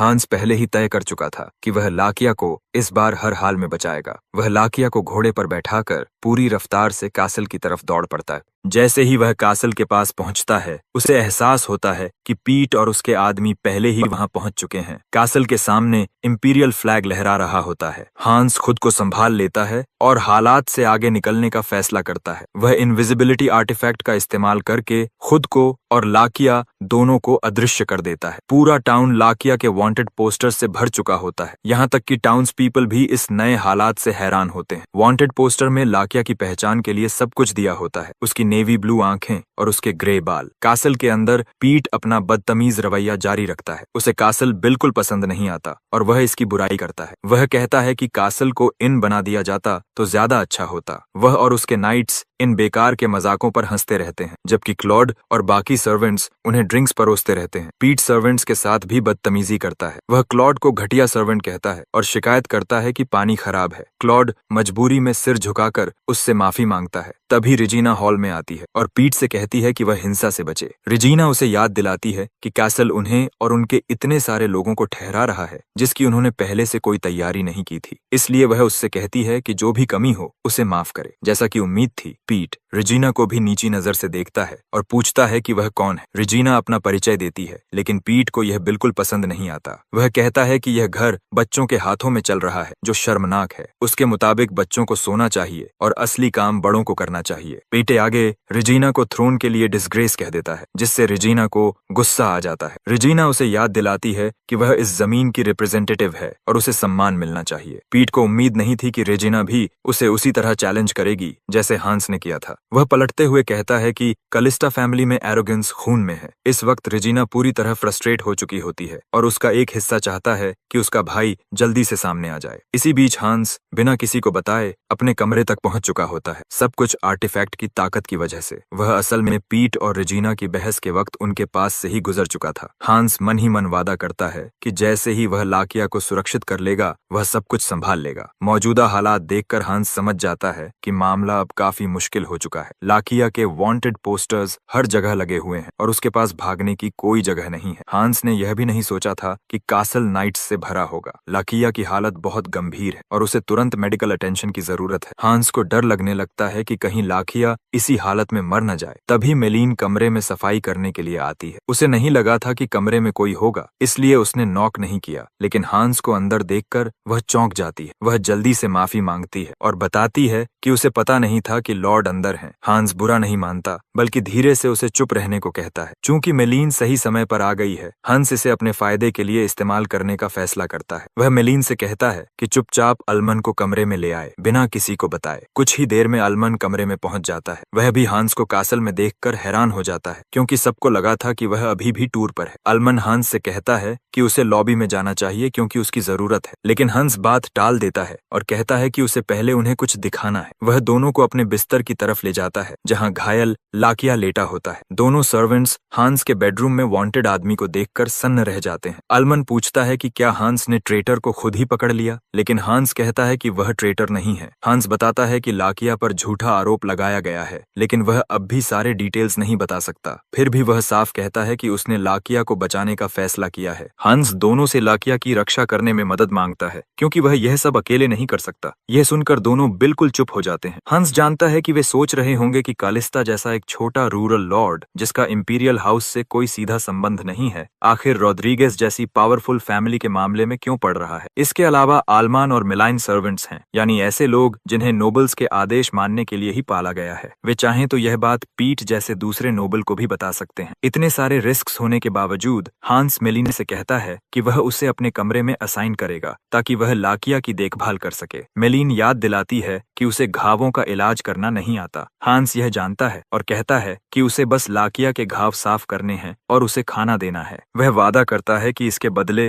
वह मेलिन को बहुत अच्छा रिवॉर्ड देगा। फिर हांस आलमन की तरफ मुड़ता है और उससे एक बहुत बड़ा एहसान मांगता है। वह कहता है कि उसे लाकिया जैसा दिखने वाला एक कॉर्प्स चाहिए, एक ऐसा जवान लड़का जिसकी बॉडी बनावट और बालों का रंग ग्रे जैसा हो। आंखों का रंग भी मिल जाए तो अच्छा है, लेकिन जरूरी नहीं। यह सुनकर आलमन भी सन्न रह जाता है और हांस उसकी हालत समझता है। उसे पता पता है कि वह बहुत मुश्किल काम मांग रहा है, लेकिन वह साफ कहता है कि उसे हर हाल में लाकिया को बचाना है। हांस जानता है कि सर्वेंट्स अब भी उस पर पूरी तरह भरोसा नहीं करते, क्योंकि कोई नहीं मानता कि कोई इंसान इतना अचानक बदल सकता है। उनके लिए वह अब भी वही स्पॉइल्ड ब्रैट है जो सर्वेंट्स को डराता था। उसे डर है कि जो काम उसने उनसे कहा है उससे कहीं वे उसे धोखा न दे दें। लेकिन हांस के पास और कोई रास्ता नहीं है। उसे बस यही उम्मीद करनी होगी कि वे मान लें कि वह सच में बदल चुका है। हांस आलमन से कहता है कि फिलहाल उन्हें बस उस पर भरोसा करना होगा। आखिरकार आलमन चुप्पी तोड़ता है। वह कहता है कि नोबल्स के बीच भी रैंक्स होते हैं, इंपीरियल डिक्री सबसे ऊपर होती है, लेकिन इसके बावजूद वह मानता है कि वह सिर्फ एक ही इंसान की सेवा करता है और वह है काउंट कलिस्ता। यह सुनकर हांस पूरी तरह हिल जाता है, क्योंकि उसे एहसास होता है कि आलमन उसकी फैमिली के प्रति कितनी गहरी वफादारी रखता है। आलमन फिर हांस से पूछता है कि क्या उस पर कोई बाहरी दबाव या जबरदस्ती तो नहीं है। वह जानना चाहता है कि क्या लाकिया को बचाने का फैसला सच में हंस का अपना है। हंस समझ जाता है कि आलमन ऐसा क्यों पूछ रहा है, क्योंकि फ्लिन भी यही कहता था कि उसकी उम्र का लड़का आसानी से दूसरों के बहकावे में आ सकता है। अल्मान आगे कहता है कि जब तक उसे यह पक्का नहीं हो जाता कि कोई एक्सटर्नल इंटरफेरेंस नहीं है, वह हांस की बात मानने का फैसला नहीं कर सकता। अल्मान की इस लॉयल्टी को देखकर हांस को और भी ज्यादा नफरत होती है उस पुराने एड्रियन से, जिसने ऐसे इंसान को दूर धकेल दिया था। आखिरकार हंस अल्मान को जवाब देता है और भरोसा दिलाता है कि यह फैसला पूरी तरह उसका अपना है। वह जोड़ता है कि यह फैसला न सिर्फ कलिस्टा लैंड के लिए बल्कि वहां रहने वाले लोगों के लिए भी फायदेमंद होगा। जैसे ही आलमन को पुष्टि मिल जाती है, वह काउंट के सामने सिर झुकाता है और बताता है कि वह मांगे गए कॉप्स का इंतजाम कर देगा। आलमन के पीछे पीछे मेलिन भी पूरी कोशिश करने की कसम खाती है। हांस को खुशी होती है कि वह दोनों को मदद के लिए मना पाया। कुछ ही देर बाद नाइट्स ओवेन के कमरे की तलाशी लेने की कोशिश करते हैं, लेकिन रेजिना दरवाजे पर खड़ी होकर उन्हें रोक लेती है। वह कहती है कि यह कमरा उसकी माँ का है और उन्हें वापस जाने को कहती है। अच्छी बात यह होती है कि हांस भी सही समय पर वहां पहुंच जाता है। वह सख्त लहजे में पूछता है कि सोल्जर्स काउंटेस के बेडरूम में तलवार लेकर क्यों घुस रहे हैं, खासकर जब वह बीमार है। सोल्जर कहता है कि उसने सुना है कलिस्टा फैमिली कोऑपरेट कर रही है। हांस मान लेता है, लेकिन याद दिलाता है कि उन्होंने सर्च की अनुमति कभी नहीं दी। हांस के मुताबिक लॉजिंग देना और ट्रेटर को ढूंढने के लिए ट्रूप्स देना ही कोऑपरेशन है। वह सोल्जर से पूछता है कि क्या डिक्री में कहीं लिखा है कि उन्हें कासल की तलाशी लेनी है। अपनी हार समझकर सोल्जर को पीछे हटना पड़ता है। रेजिना अपने भाई को देखकर राहत महसूस करती है और पूछती है कि ट्रेटर घूम रहा है तो क्या वह ठीक है। हांस उसे भरोसा दिलाता है कि वह ठीक है और देर से आने के लिए माफी मांगता है। वह पीठ को संभालने के लिए रेजिना की तारीफ भी करता है। यह सुनकर रेजिना चौंक जाती है, क्योंकि हांस तो उस वक्त वहां था ही नहीं। हांस को एहसास होता है कि वह फिसल गया है, लेकिन वह जल्दी से बात बदल देता है और कहता है कि उन्हें अंदर जाकर माँ को देखना चाहिए। माँ के कमरे में ओवेन बच्चों को सावधान रहने को कहती है, क्योंकि ट्रेटर उनकी जमीन में घूम रहा है। वह यह भी कहती है कि वे इंपीरियल नाइट से कोऑपरेट करें ताकि किसी तरह की परेशानी न हो। उसे नहीं पता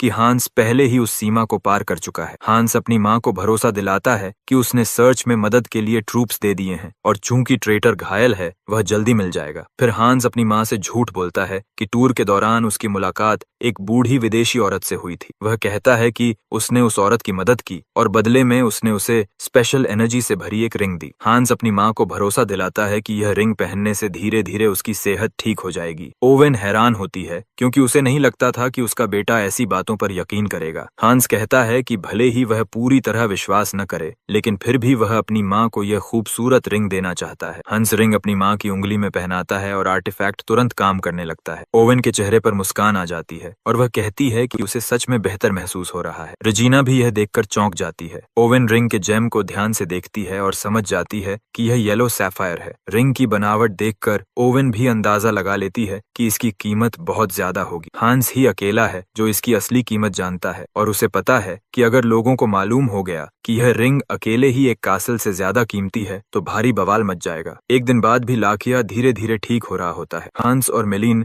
बारी बारी से कमरे की रखवाली कर रहे होते हैं। दिन में मेलिन लाकिया का ध्यान रखती है और रात में हांस। पिछले जीवन में हांस खुद सर्वेंट रहा है, इसलिए रात जागना उसके लिए नई बात नहीं है, लेकिन अब उसे कम थकान महसूस होती है, जो ड्रैगन हार्ट की वजह से है। फिर भी हांस को अपनी चिंता नहीं है, बल्कि लाकिया की है। उसे नहीं पता कि लाकिया का घाव ऐसे ही छोड़ देने से ठीक होगा या नहीं। उसने खून और पस साफ कर दिया है, लेकिन जख्म बहुत गहरा है। तभी दरवाजे पर 5 बार नॉक होती। हांस बताता है कि उसने और मिलाइन ने एक ट्रिक बनाई है। उनमें से कोई भी आएगा तो 5 बार नॉक करेगा, ताकि उन्हें यकीन हो जाए कि वही है, क्योंकि वे किसी और सर्वेंट को सच्चाई पता चलने का रिस्क नहीं ले सकते। मिलाइन कमरे में मेडिसिनल हर्ब्स लेकर आती है। हांस यह देखकर हैरान हो जाता है और मिलीन बताती है कि लाकिया का बाहरी घाव बहुत गंभीर है, इसलिए वह ऐसे हर्ब्स लाई है जो डिसइंफेक्शन और रिकवरी के लिए अच्छे होते हैं। हांस और भी हैरान होता है और पूछता है कि उसे हर्ब्स की जानकारी कैसे है। मिलीन बताती है कि उसका पिता हर्बलिस्ट था और जब वह काम करता था तो वह अक्सर उसे देखती थी। तब हांस को याद आता है कि मिलीन ने पहले भी बताया था कि उसने हर्बल टी बनाना सीखा है। हांस को लगता था कि मिलीन सिर्फ टी बना सकती है, लेकिन उसे नहीं पता था कि वह हर्ब्स भी संभाल सकती है। मिलीन हर्ब्स को पीसती है, उन्हें लाकिया के घावों पर लगाती है और फिर पट्टी बांध देती है। हांस खुश होता है कि उसके पास मिलीन जैसी लड़की है जो असल में एक हीलर है। मिलीन जोश से जो कुछ भी कर रही होती है उसे देखकर हांस को उम्मीद रहती है कि लाकिया ठीक हो जाएगा। यह सिलसिला कई दिनों तक चलता रहता है, लेकिन लाकिया के होश में आने का कोई संकेत नहीं मिलता। अब पूरे 5 दिन हो चुके होते हैं, लेकिन लाकिया अब भी बेहोश ही रहता है। उस दिन बाद में मिलीन कमरे में आती है और जैसे ही अंदर कदम रखती है वह चौंक जाती है, क्योंकि लाकिया वहां कहीं दिखाई नहीं देता। वह घबराकर तुरंत हांस को ढूंढने के लिए भागती है और उसे पता भी नहीं होता कि लाकिया होश में आ चुका है और एक कुर्सी के पीछे छिपा हुआ है। छिपे हुए ही लाकिया बाहर मौजूद ट्रूप्स की आवाज सुनता है, जो एक बहुत अहम घोषणा कर रहे होते हैं। वे कह रहे होते हैं कि उन्हें पहाड़ों में लाकिया की लाश मिल गई है। यह सुनकर लाकिया को जबरदस्त झटका लगता है, लेकिन उसे नहीं पता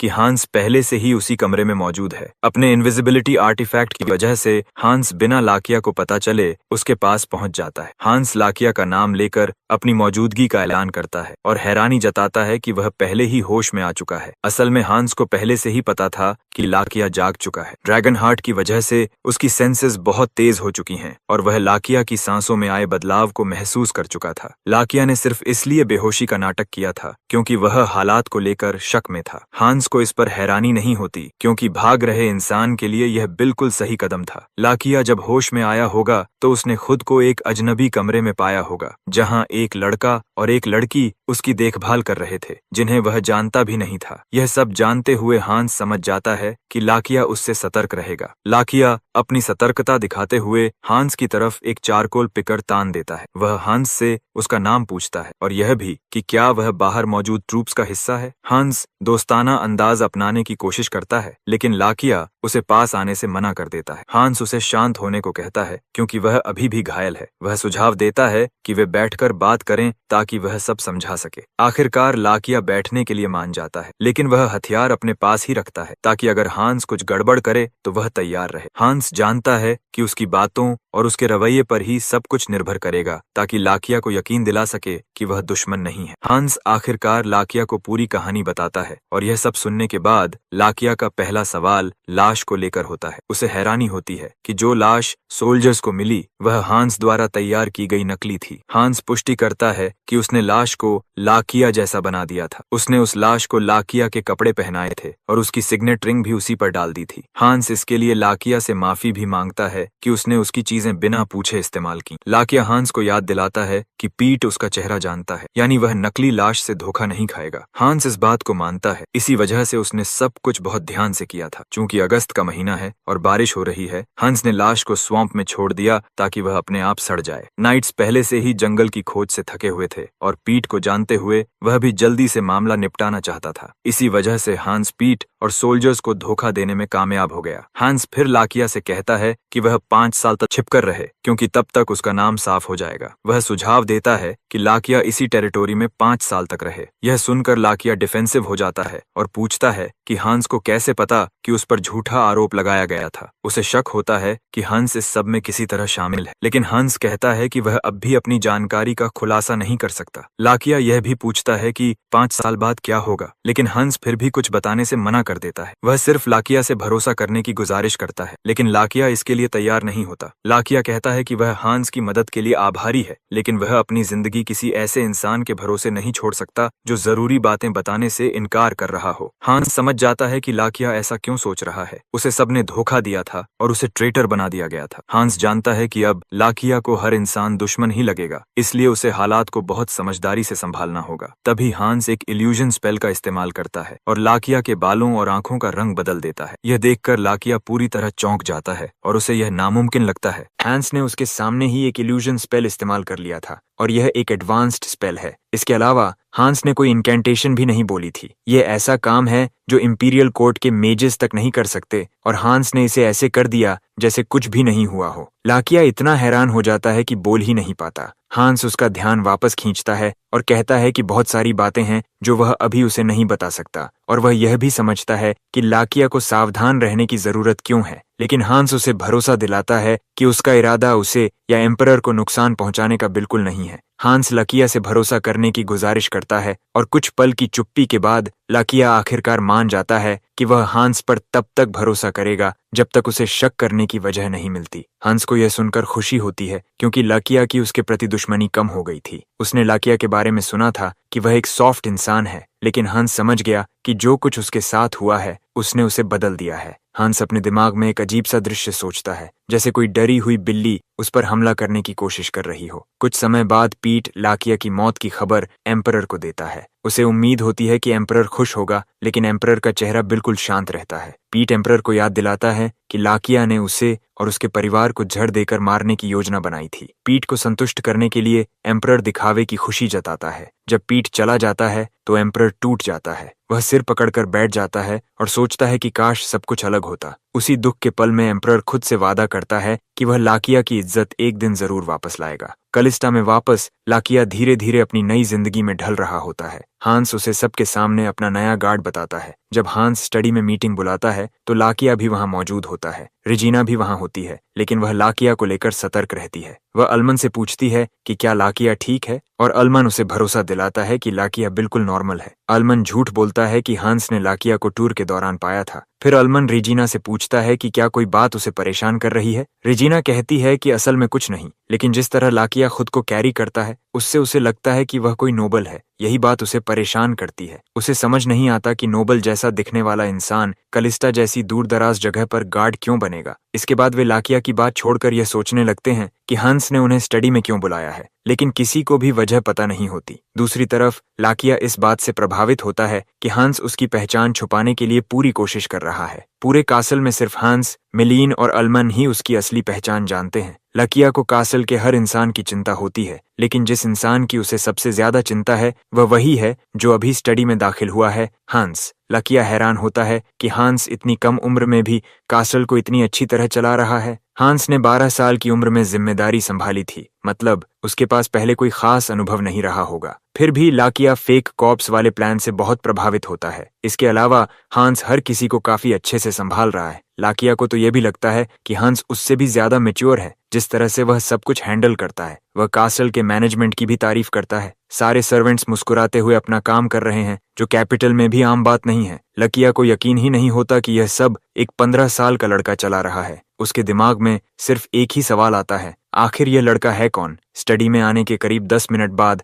हंस बोर्ड पर कुछ ऐसा लिख देता है जिसे देखकर सब चौंक जाते हैं। हंस अपनी इंटेंशन बताता है कि वह एक बैंक खोलना चाहता है। ये सुनते ही लाकिया चिल्ला पड़ता है और कहता है कि बैंक खोलने के लिए बहुत बड़ा रिस्क लेना पड़ता है। वह यह भी चेतावनी देता है कि बहुत सारे लोग बैंक खोलने की कोशिश में दिवालिया हो चुके हैं, लेकिन हंस शांत रहते हुए कहता है कि उसे पता है कि ज्यादातर लोग क्यों फेल हुए। हंस समझाना शुरू करता है कि बैंक सिर्फ जमीन या कैपिटल इकट्ठा करने का नाम नहीं है, असली मुश्किल एक कॉम्पिटेंट टीम बनाना है। हंस बताता है कि बैंक बनाने के लिए ऐसे लोग चाहिए जो एसेट्स संभाल सकें और इन्वेस्टमेंट्स का सही आकलन कर सकें। उन्हें अकाउंटेंट्स चाहिए और ऐसे लोग भी जो वैल्यूएबल्स की सुरक्षा कर सकें।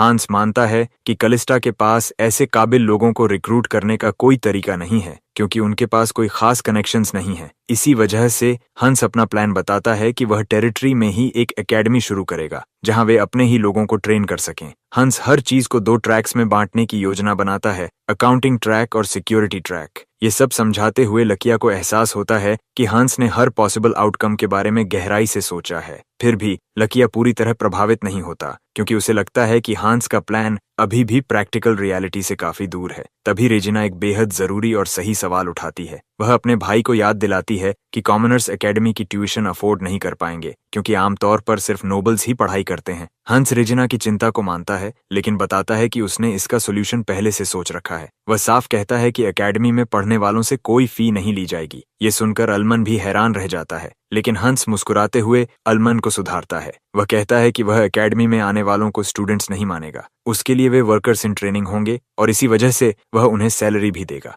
हंस मुस्कान के साथ कहता है कि कॉमनर्स को पढ़ाई के दौरान पैसे दिए जाएंगे। ये सुनते ही अल्मान, रेजिना और लाकिया तीनों सन्न रह जाते हैं। लाकिया समझ जाता है कि हांस मजाक नहीं कर रहा, क्योंकि उसका चेहरा पूरी तरह सीरियस है। कुछ ही देर बाद अल्मान सर्वेंट्स को इकट्ठा करता है और उन्हें नया प्लान समझाता है। वह एकेडमी की ऑपरेशनल प्लानिंग के बारे में बताता है, जिसका मकसद कलिस्टा बैंक की फाउंडेशन को सपोर्ट करना है। हांस के इंस्ट्रक्शंस के मुताबिक एकेडमी के पहले बैच के स्टूडेंट सर्वेंट्स में से ही चुने जाएंगे। अल्मन स्टाफ से कहता है कि जो इंटरेस्टेड हों वे हाथ उठाए। क्लॉड सबसे पहले हाथ उठाकर सवाल करता है। वह जानना चाहता है कि क्या उन्हें सच में सीखते हुए पैसे मिलेंगे। अल्मन उसे भरोसा दिलाता है कि ऐसा ही होगा, लेकिन लर्निंग पीरियड के दौरान उनकी रेगुलर सैलरी थोड़ी कम की जाएगी। वह यह भी साफ करता है कि यह कटौती उनके लिविंग कॉस्ट को प्रभावित नहीं करेगी। ये सुनते ही सर्वेंट्स आपस में फुसफुसाने लगते हैं। ज्यादातर लोग पहले से ही एक्साइटेड होते हैं और जो किताबों में अच्छे नहीं हैं वे सिक्योरिटी डिवीजन ज्वाइन करने का सोचते हैं। क्लॉड अब तक हांस ने जो कुछ किया है उससे हैरान है। वह जानता है कि एकेडमीज आम तौर पर नोबल्स के लिए होती हैं, इसलिए उसे समझ नहीं आता कि वह जैसे कॉमनर्स अकाउंटिंग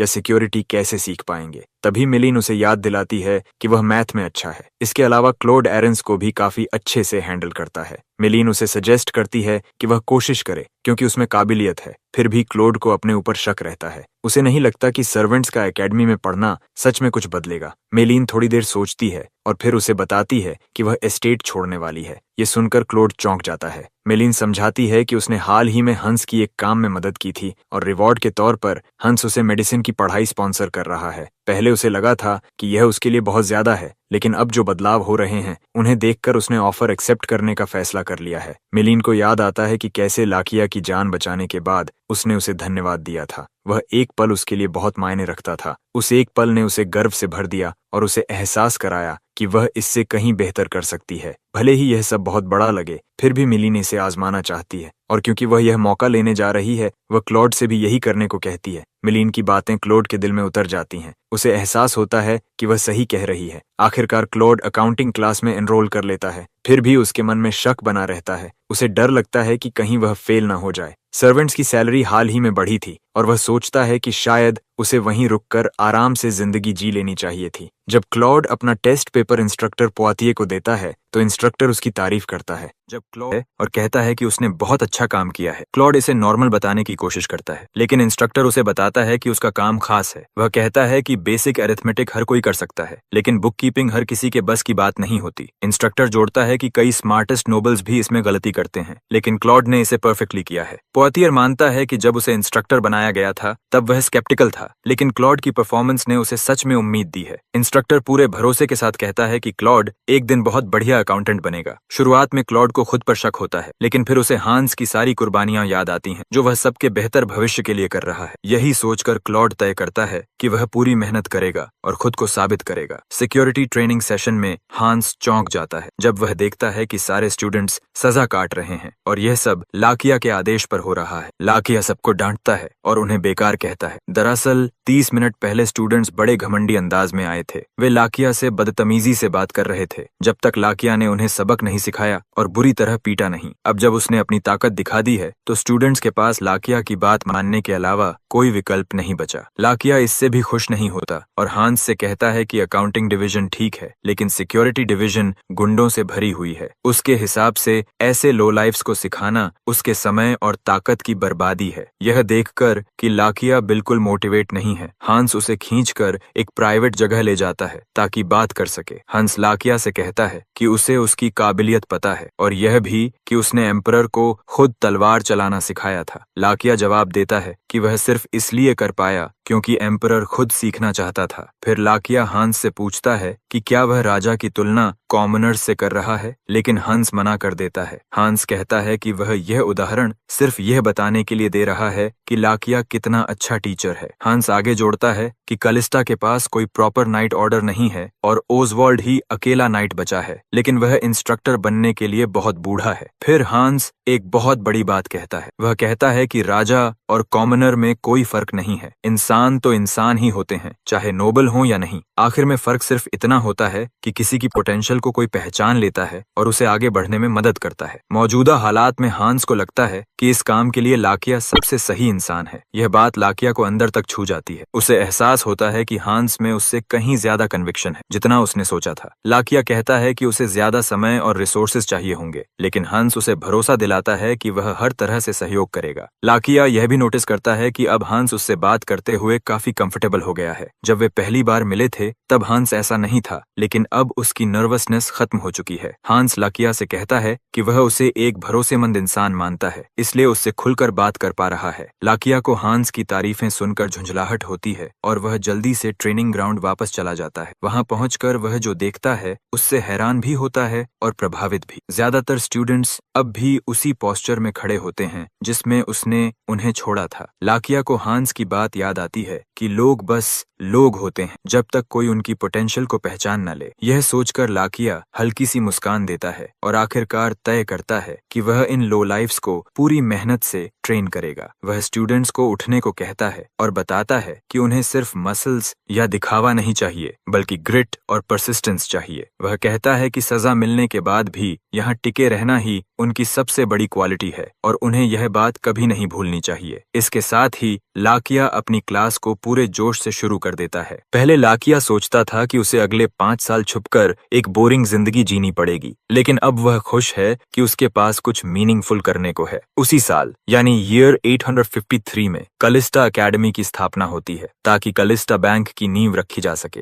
अकेडमी को 2 हिस्सों में बांटा जाता है, अकाउंटिंग और सिक्योरिटी, एंड इसमें दाखिला सिर्फ इस इलाके के कॉमनर्स को मिलता है। और फिर देखते ही देखते 3 साल बीत जाते हैं। 3 साल बाद हंस की माँ की हालत अब काफी बेहतर हो चुकी है, सब कुछ आर्टिफैक्ट की वजह से। वह अपने कमरे से बाहर निकलती है, जो उसने बहुत समय से नहीं किया था। रेजिना को उसकी चिंता होती है, लेकिन ओवेन उसे भरोसा दिलाती है कि वह ठीक है। उसे प्रकृति की खुशबू बहुत याद आ रही थी, इसलिए वह बाहर आई है। खुश होकर ओवेन रेजिना से कहती है कि वह उसके साथ टहलने चले। इन 3 सालों में इलाके में बहुत कुछ बदल चुका होता है। ओवेन की सेहत लौट आई है और बाकी बहुत से बदलाव भी आ चुके हैं। उधर कहीं और टैक्स कलेक्टर्स एक औरत के घर पहुंचते हैं और उससे बहुत बड़ी रकम टैक्स के नाम पर मांगते हैं। वह औरत पूरी तरह घबरा जाती है क्योंकि उसके पास इतना बड़ा टैक्स चुकाने का कोई तरीका नहीं होता। बेबस औरत और टैक्स कलेक्टर्स के बीच बहस चल ही रही होती है कि तभी उसका बेटा घर से बाहर आता है। हैरानी की बात यह होती है कि वह बेटा क्लॉड होता है और उसे अकाउंटिंग और टैक्सेस की पूरी जानकारी होती है। 3 सालों से पढ़ रहा है और अब वह एक सर्वेंट की तरह नहीं बल्कि फॉर्मल कपड़ों में रहता है। वह बेझिझक करप्ट टैक्स कलेक्टर्स को रिवाइज्ड टैक्स रेट याद दिलाता है। दोनों अधिकारी बहस करने की कोशिश करते हैं, लेकिन जल्दी ही उन्हें समझ आ जाता है कि क्लॉड को सच में सब पता है। लो इनकम सिटीजन्स के लिए एक स्पेशल लो टैक्स रेट होता है और क्योंकि उसकी माँ इसी कैटेगरी में आती है, क्लॉड इसी आधार पर टैक्स कलेक्टर्स को रोक देता है। अधिकारियों के पास पीछे हटने के अलावा कोई रास्ता नहीं बचता और क्लॉड उन्हें चेतावनी देता है कि अगर उसने फिर कभी उनके बारे में कोई भी गलत रिपोर्ट सुनी तो वह उनके खिलाफ फॉर्मल कंप्लेंट दर्ज करेगा। दोनों टैक्स कलेक्टर्स डर के मारे मुर्गियों की तरह भाग जाते हैं और क्लॉड की बात मान लेते हैं। उनके जाने के बाद क्लॉड अफसोस जताता है कि इलाके में अब भी ऐसे बैड एग्स मौजूद हैं। उसकी माँ को उसकी चिंता होती है, लेकिन क्लॉड उसे भरोसा दिलाता है कि वह ठीक है। बूढ़ी औरत नहीं चाहती कि क्लॉड अधिकारियों से उलझे क्योंकि उसे डर है कि वे बदला ले सकते हैं, लेकिन क्लॉड अपनी माँ को समझाता है कि हांस है जो किसी भी परेशानी से उन्हें बचा लेगा। इधर कासल के अंदर एक नई मेड हांस के कमरे का दरवाजा खटखटाती है, लेकिन अंदर से कोई जवाब नहीं आता। वह कई बार नॉक करती है, तभी एक पुरानी मेड वहां आ जाती है। वह जूनियर मेड को दरवाजे पर लगा हुआ एक्स साइन दिखाती है। वह उसे बताती है कि जब भी यह साइन लगा हो तो किसी को भी हांस को डिस्टर्ब करने की इजाजत नहीं है। यह सुनकर नई मेड हैरान हो जाती है और पूछती है कि क्या हांस अंदर कुछ खास कर रहा है, लेकिन पुरानी मेड को भी नहीं पता कि कमरे के अंदर क्या हो रहा होता है। वह यह भी जोड़ती है कि जब एक्स साइन लगा होता है तब लाकिया को भी अंदर जाने की इजाजत नहीं होती। उन्हें नहीं पता कि जब भी हांस यह साइन लगाता है वह लेयर में चला जाता है ट्रेनिंग करने के लिए। वहां वह लेवल अप करता है और सिफ्रेड से मिलता है, जिससे उसने पिछले 3 सालों से बात नहीं की थी। ड्रैगन हैंस की अब तक की प्रोग्रेस देखकर बहुत इंप्रेस्ड होता है। असल में हांस अब 6th सर्कल तक पहुंच चुका होता है, जो बेहद बड़ी बात है क्योंकि इंपीरियल कोर्ट का मेज भी सिर्फ 5th सर्कल तक ही पहुंच पाया है। साइफ्रेड नोटिस करता है कि हांस अब ड्रैगन हार्ट के साथ पूरी तरह मर्ज कर चुका है, यानी अब वह लार्ज स्केल मैजिक इस्तेमाल करने में सक्षम है। ड्रैगन हांस के सिर पर हाथ रखकर उसकी तारीफ करता है कि उसने सिर्फ 3 सालों में इतनी ग्रोथ कर ली थे। सिफ्रेड फिर हांस से पूछता है कि क्या वह कोई डिसाइपल्स ट्रेन कर रहा है, लेकिन हांस को समझ नहीं आता कि ड्रैगन क्या कहना चाहता है। सिफ्रेड समझाता है कि सारे महान मेजेस के पास हमेशा डिसाइपल्स होते हैं और चूंकि उसका मकसद दुनिया में मैजिक को जिंदा रखना है, इसलिए वह चाहता है कि हांस भी डिसाइपल्स बनाए। हालांकि वह यह भी कहता है कि हांस पर कोई जोर नहीं है, क्योंकि पावर अब पूरी तरह हांस की है और वह उसका जैसा चाहे इस्तेमाल कर सकता है। पिछले 3 सालों में हांस ने लेयर के कई नए हिस्से अनलॉक किए हैं जो ट्रेजर्स और दूसरी चीजों से भरे हुए हैं। भले ही वहां बहुत सारा खजाना है और हांस उन्हें बेचकर अमीर बन सकता था, लेकिन उसे इसमें कोई दिलचस्पी नहीं है क्योंकि यह सफ्रेड की लेगेसी नहीं है। हांस फिर सिफ्रेड को अपने बैंक वाले प्लान के बारे में बताता है। सिफ्रेड पहले इसे लोन शार्क समझ लेता है, लेकिन हांस उसे समझाता है कि यह बिल्कुल अलग चीज है। हांस फिर सिफ्रेड को भरोसा दिलाता है कि जब बैंक सफल हो जाएगा और उसके पास पर्याप्त फंड्स आ जाएंगे तो वह एक मैजिक एकेडमी खोलेगा ताकि सफ्रेड की लेगेसी आगे बढ़ाई जा सके। हंस यह भी कहता है कि आजकल के मेजेस बस दिखावे के लिए हैं। असल में कोई भी सीरियस होकर मेज बनने की कोशिश नहीं करता। ज्यादातर लोग अपनी पूरी जिंदगी में फर्स्ट या सेकंड सर्कल से आगे नहीं बढ़ पाते। मैजिक अब पढ़ाई जाने वाली चीज नहीं रही, बल्कि एक बीती हुई कला बन चुकी है। लेकिन अब जब सिफ्रेड की शक्ति हांस के शरीर में है तो वह मैजिक को फिर से जिंदा करना चाहता है। वह चाहता है कि उसके दर्जनों डिसाइपल्स हों जो आने वाली पीढ़ियों तक मैजिक को आगे बढ़ाएं। सिफ्रेड हांस के इस प्लान से खुश हो जाता है और उसे आगे बढ़ने के लिए प्रोत्साहित करता है। इसके बाद हांस लेयर से बाहर निकलता है और मैजिक की मदद से हवा में उड़ता है। ऊपर से पूरे टेरिटरी को नीचे देख पाता है। वह खुश होता है कि पिछले 3 सालों से सब कुछ इतनी अच्छी तरह चल रहा है। बैंक खोलने की प्रिपरेशंस भी सही डायरेक्शन में आगे बढ़ रही हैं। तभी हांस को याद आता है कि लाकिया ने उसे नाइट्स के लिए प्लेट आर्मर और लॉन्ग सोर्ड्स देने की बात कही थी, क्योंकि नाइट्स इंसानों से लड़ेंगे, इसलिए उन्हें भी प्रोटेक्शन चाहिए। हंस को लाकिया की बात सही लगती है, लेकिन कलिस्ता एक अंडर डेवलप्ड इलाका था और वहां कोई बड़ा खतरा नहीं था, इसलिए अब तक हथियारों और आर्मर पर ज्यादा ध्यान नहीं दिया गया था। मगर अब हालात बदल चुके हैं और हांस जानता है कि उन्हें पहले से ही वॉर की तैयारी करनी होगी। इसी सोच के साथ हांस पहाड़ों को स्कैन करने लगता है ताकि आयरन ओर मिल सके जो उनके अगले प्लान के लिए काम आए। वह एरिया को स्कैन कर ही रहा होता है कि अचानक उसे दूर एक गोल्डन ऑरा दिखाई देती है। हांस ने पहले कभी ऐसा कुछ नहीं देखा था और यह उसकी क्यूरियोसिटी बढ़ा देता है। वह उस दिशा में बढ़ता है यह देखने के लिए कि आखिर यह क्या है। वहां उसे एक घायल बिल्ली जैसी क्रीचर जमीन पर बेसहारा पड़ी मिलती है। हांस अपनी मैजिक से उस क्रीचर को हील करता है। वह उसे उठाकर देखता है और फिर उसे घर ले जाने का फैसला करता है। यह फैसला बहुत बड़ा साबित होता है क्योंकि वही कैट लाइक क्रीचर बाद में हंस के कमरे में एक इंसान में बदल जाती है। उस रात जब हंस बिल्ली को लेकर आया था, उसने देखा कि वह और कमजोर होती जा रही है, इसलिए उसने उसे लेयर में ले जाने का फैसला किया ताकि हीलिंग मैजिक सर्कल का इस्तेमाल कर सके। उसने लाकिया के मामले में मैजिक सर्कल का इस्तेमाल नहीं किया था क्योंकि वह लेयर का राज किसी को बताना नहीं चाहता था, लेकिन इस फिलाइन क्रीचर के लिए वह ऐसा कर सकता था और फिर उसे छोड़ देता। वह बिल्ली को मैजिक सर्कल में रखता है और वह पूरी तरह हील हो जाती है। हांस को उम्मीद थी कि 10 मिनट में बिल्ली उठ जाएगी, लेकिन उसकी हैरानी के लिए वह अगले 3 घंटे तक बेहोश ही रहती है। हांस के पास कोई और रास्ता नहीं बचता, इसलिए वह बिल्ली को घर ले आता है, यह सोचकर कि जब वह जागेगी तो उसे छोड़ देगा। उसे यह भी पता था कि उसे यह सब बहुत सुबह करना होगा क्योंकि वह और लाकिया, जो अब उसका गार्ड नाइट बन चुका है, हमेशा साथ में ब्रेकफास्ट करते हैं। हांस बिल्ली को अपने बिस्तर पर सुला देता है ताकि वह आराम से सो सके। अगली सुबह हांस जोर से चीखते हुए जागता है और यह आवाज सुनकर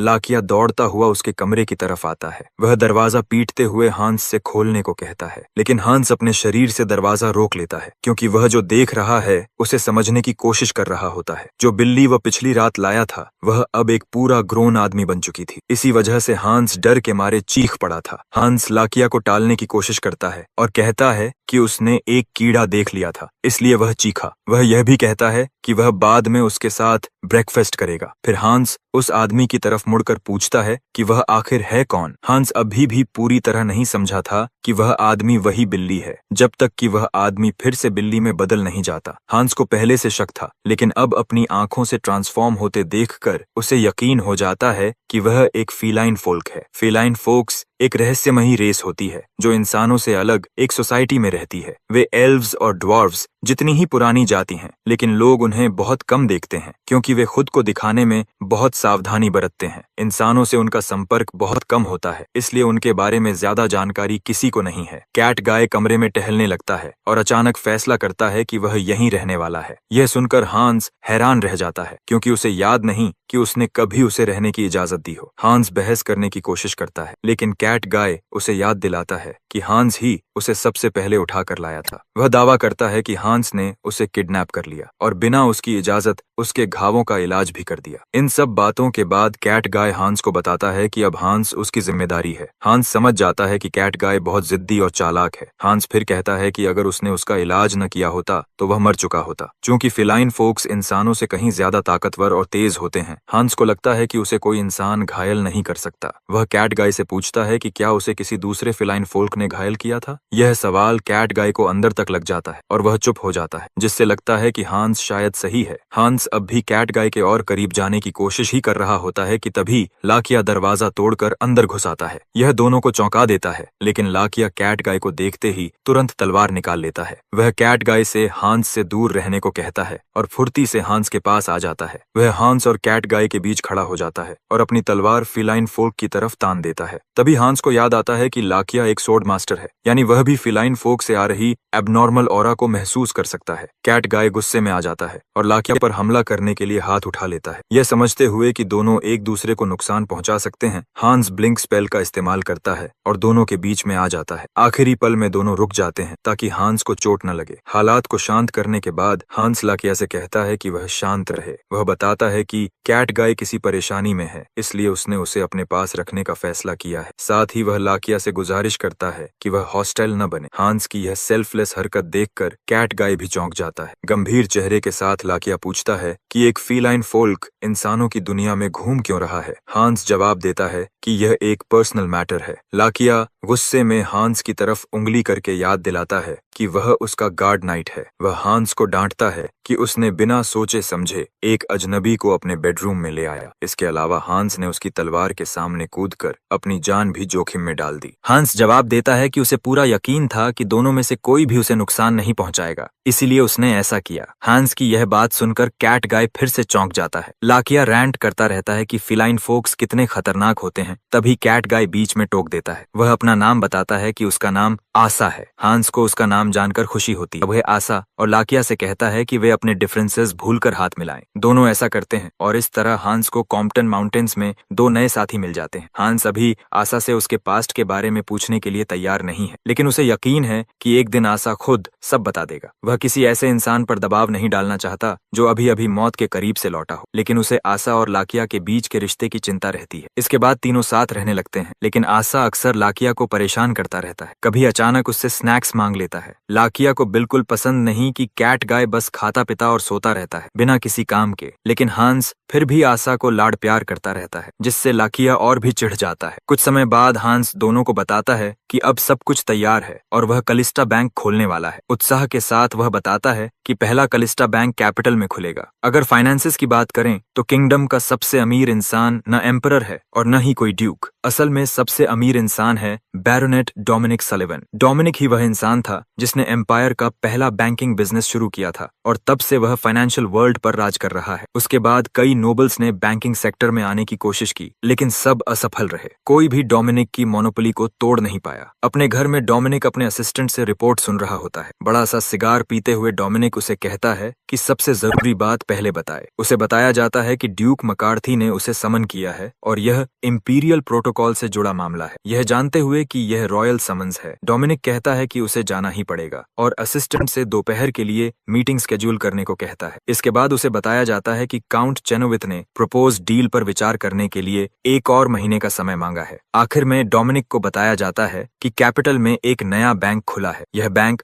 हाउस कलिस्टा द्वारा चलाया जा रहा है और फिलहाल इसकी सिर्फ एक ब्रांच है। जब डोमिनिक सुनता है कि यह कलिस्टास का बैंक है तो वह ज्यादा दिलचस्पी नहीं दिखाता। वह उन्हें एक रूरल फैमिली फैमिली मानता है जिनका कोई बड़ा इन्वेस्टमेंट नहीं है। डोमिनिक मान लेता है कि यह बैंक जल्द ही बैंकरप्ट हो जाएगा, इसलिए वह परेशान नहीं होता। वह असिस्टेंट से कहता है कि नए बैंक को इग्नोर कर दे, लेकिन अंदर ही अंदर वह यह भी सोचता है कि कहीं कलिस्टास के पीछे कोई ऐसा बैकिंग तो नहीं है जिसके बारे में उसे पता नहीं। उधर कैपिटल में नया खुला बैंक बहुत ध्यान खींच रहा है। आमतौर पर ऐसा नहीं होता, लेकिन इस बैंक का बिजनेस प्लान और स्ट्रैटेजी लोगों को आकर्षित कर रही है। पता चलता है कि हांस का नया बैंक नए कस्टमर से अकाउंट खोलने के लिए सिर्फ 1 कॉपर ले रहा है। इसके अलावा वे बिना किसी कोलेटरल के लोन्स भी दे रहे हैं। सामान्य बैंक्स में अकाउंट खोलने के लिए कम से कम 8 श्योर्ड टेपुट कॉइन जरूरी होता है, और जब लोन्स देने की बात आती है तो वे आमतौर पर बराबर वैल्यू का कोलेटरल मांगते हैं। यही वजह है कि कॉमनर्स के लिए बैंक्स का कोई खास मतलब नहीं रहा, क्योंकि इन शर्तों को पूरा सिर्फ नोबल्स ही कर सकते थे। लेकिन कलिस्टा बैंक में ऐसा नहीं है। कलिस्टा बैंक में नए कस्टमर्स को सबसे पहले यह सलाह दी जाती है कि वे अपनी सेविंग्स कैसे करें। बैंक टेलर्स उनसे उनकी मंथली इनकम पूछते हैं और उसी के आधार पर उनके लिए एक सेविंग्स प्लान तैयार करते हैं। लोन्स देने के मामले में भी बैंक पहले कस्टमर की इनकम और क्रेडिट रेटिंग देखता है। वे ऐसे लोन्स देते हैं जिन्हें ग्राहक अपनी इनकम के हिसाब से आराम से चुका सके। यहाँ तक कि जो बूढ़े लोग पढ़ना लिखना नहीं जानते, उन्हें भी पीछे नहीं छोड़ा जाता। बैंक अटेंडेंट्स हर कस्टमर की जरूरत के हिसाब से उनकी मदद करते हैं। कैलिस्टा बैंक गरीब कॉमनर्स को भी बैंकिंग सिस्टम का हिस्सा बनने का मौका देता है, भले ही उनके पास कोई फाइनेंशियल बैकिंग न हो। बैंक यह भी देखता है कि कस्टमर अकाउंट क्यों खोल रहा है और भविष्य में क्या करना चाहता है। इसी आधार पर उन्हें सही सलाह दी जाती है। एक औरत बैंक में बहुत शक के साथ आती है, लेकिन जब उसका अकाउंट बिना किसी परेशानी के खुल जाता है तो वह पूरी तरह हैरान रह जाती है। इसके बाद एक और चौंकाने वाली बात होती है। अकाउंट खोलने के बाद उस औरत को एक रैफल टिकट दिया जाता है। बैंक के पहले महीने में अकाउंट खोलने वाले हर व्यक्ति को ऐसा टिकट मिलेगा। औरत से कहा जाता है कि वह टिकट एक खास बॉक्स में डाल दे रहे, और 1 महीने बाद ड्रॉ होगा जिसमें 3 विनर्स चुने जाएंगे। फिर उसे बताया जाता है कि बैंक प्राइजेस भी देगा। फर्स्ट प्राइज होगा 25 gold coins, second prize 10 gold coins और थर्ड प्राइज 5 गोल्ड कॉइन्स। यह सुनकर बैंक में मौजूद हर इंसान हैरान रह जाता है और लोग रैफल टिकट पाने के लिए अकाउंट खोलने दौड़ पड़ते हैं। लॉबी में आलमन और क्लॉड खड़े होते हैं। आलमन क्लॉड की तारीफ करता है कि यह आइडिया कितना शानदार था। असल में रैफल वाला प्लान क्लॉड का ही था। इसके अलावा क्रेडिट रेटिंग वाला आइडिया भी उसी ने दूसरे स्टूडेंट्स के साथ मिलकर निकाला था। थोड़ी देर बाद दोनों को रिपोर्ट मिलती है कि पहले ही दिन उन्होंने 100 अकाउंट्स खोलने का टारगेट पूरा कर लिया है और अभी भी 4 घंटे का समय बाकी है। यह सुनकर क्लॉड पूरी तरह स्टन्ड हो जाता है। इसके अलावा उन्हें 30 लोन एप्लीकेशंस भी मिल चुकी होती हैं। आलमन को पूरा भरोसा है कि हांस यह खबर सुनकर बहुत खुश होगा। वह चाहता है कि हांस खुद आकर यह सब देखे। कलिस्टा में ट्रेन हुए लोकल बैंकर्स और गार्ड्स सब कुछ अच्छे से संभाल रहे होते हैं। आलमन कहता है कि उन्होंने सच में एक ऐसा बैंक बना लिया है जिसे हर कोई इस्तेमाल कर सकता है, और यही हांस का शुरू से सपना था। कुछ ही समय बाद यह रिपोर्ट कलिस्टा में हांस तक पहुंचती है। वह खुश हो जाता है यह जानकर कि आलमन और क्लॉड कैपिटल में अच्छा काम कर रहे हैं। अपनी माँ और बहन के साथ ड्रिंक्स लेते हुए वह बताता है कि बैंक ने अपना टारगेट पूरा कर लिया है और सब कुछ स्मूथली चल रहा है। हांस बहुत इम्प्रेस्ड होता है और फैसला करता है कि वह अपने सारे वर्कर्स को बड़ा बोनस देगा। रेजिना यह सुनकर खुश होती है, लेकिन फिर भी उसे यकीन नहीं होता कि उसका भाई अब एक बैंक मैनेजर बन चुका है। तभी हांस अपनी बहन से पूछता है कि क्या वह भी कोई बिजनेस ट्राई करना चाहती है। हांस को याद है कि रेजिना ने कभी मैनेजमेंट सीखा था। वह उससे पूछता है कि क्या उसने कभी सोचा है कि वह अपनी स्किल्स कहाँ इस्तेमाल करना चाहती है। हांस अपनी बहन को भरोसा दिलाता है कि वह जिस भी बिजनेस को चुनेगी वह उसकी पूरी मदद करेगा। रेजिना कहती है कि उसके दिमाग में कुछ नहीं आ रहा। उसे नहीं लगता कि वह हांस जितनी टैलेंटेड है। इसके अलावा उसे कलिस्टा में खुद को कुछ खास करते हुए भी नहीं दिखता। तब हांस एक सुझाव देता है। वह चाहता है कि वे कैपिटल चलें। हांस यह बात लाकिया और कैट गाय को भी बताता है। लाकिया यह सुनकर चौंक जाता है, लेकिन वह कैपिटल जाने के लिए तैयार है। पिछले 3 सालों से लाकिया हांस का गार्ड नाइट रहा है और उसने अपनी ड्यूटी पूरी ईमानदारी से निभाई है। अभी उसके नाम के साफ होने में 2 साल बाकी हैं, इसलिए हांस को लाकिया के कैपिटल जाने की चिंता है, लेकिन फिर भी वह उम्मीद करता है कि सब ठीक रहेगा। तभी हांस कैट गाय की तरफ मुड़ता है, उससे पूछने के लिए कि क्या वह भी जाना चाहता है, लेकिन उससे पहले ही कैट गाय खुशी से उछलकर हांस पर कूद पड़ता है।